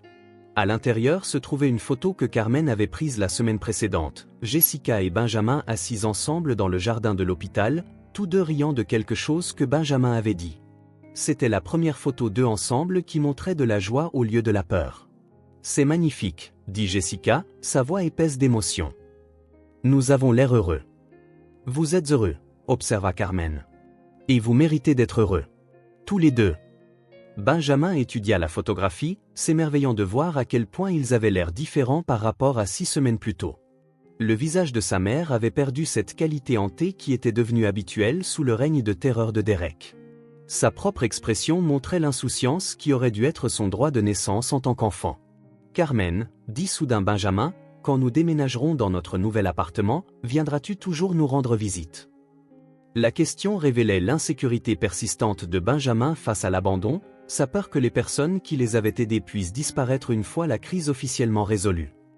Même des chevaux sauvages ne pourraient pas m'en empêcher, l'assura Carmen. Vous êtes coincés avec moi maintenant. Sophia et moi voulons faire partie de vos vies aussi longtemps que vous nous accepterez. Pour toujours, dit immédiatement Benjamin. Nous vous voulons pour toujours. Le sentiment fut repris dans le sourire reconnaissant de Jessica. Carmen était devenue plus qu'une amie ou même un membre de la famille de substitution.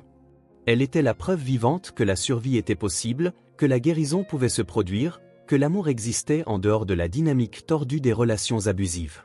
Le docteur Wells commença le processus de finalisation des documents de sortie de Jessica, décrivant les rendez-vous de suivi et les services de soutien qui continueraient ses soins. La transition du statut d'hospitalisée à celui de patiente externe semblait capitale, une étape concrète vers la reconquête de son indépendance. « Je veux que vous sachiez tous les deux, » dit le docteur Wells en se préparant à partir, « que ce que vous avez accompli au cours de ces 6 dernières semaines est remarquable. Jessica, votre engagement envers votre rétablissement a été inspirant. Et Benjamin, votre résilience et votre courage sont extraordinaires. » Les éloges semblaient étrangers aux deux Fletcher, qui s'étaient habitués à la critique et au blâme sous l'influence de Derek. Apprendre à accepter les compliments et la reconnaissance faisait partie de leur processus de guérison. Alors que le soir approchait et que les heures de visite touchaient à leur fin, la chambre d'hôpital se vida progressivement. Carmen partit chercher Sophia à son travail à temps partiel. L'agent Walsh partit pour son quart de soir. Le docteur Wells passa à d'autres patients. Finalement, seuls Jessica et Benjamin restèrent, assis ensemble dans la pénombre grandissante. « Maman, » dit doucement Benjamin. « As-tu peur de quitter l'hôpital » Jessica considéra honnêtement la question. « Un peu, Camille. Cet endroit a été sûr, et je me suis habituée à avoir des médecins et des infirmières à proximité si j'ai besoin d'aide. Mais je suis plus excité qu'effrayé. Moi aussi, dit Benjamin. Je suis excité à l'idée que nous vivions de nouveau au même endroit, même si ce n'est pas tout de suite. La séparation temporaire avait été difficile pour eux deux, mais elle leur avait aussi permis de guérir chacun à sa manière.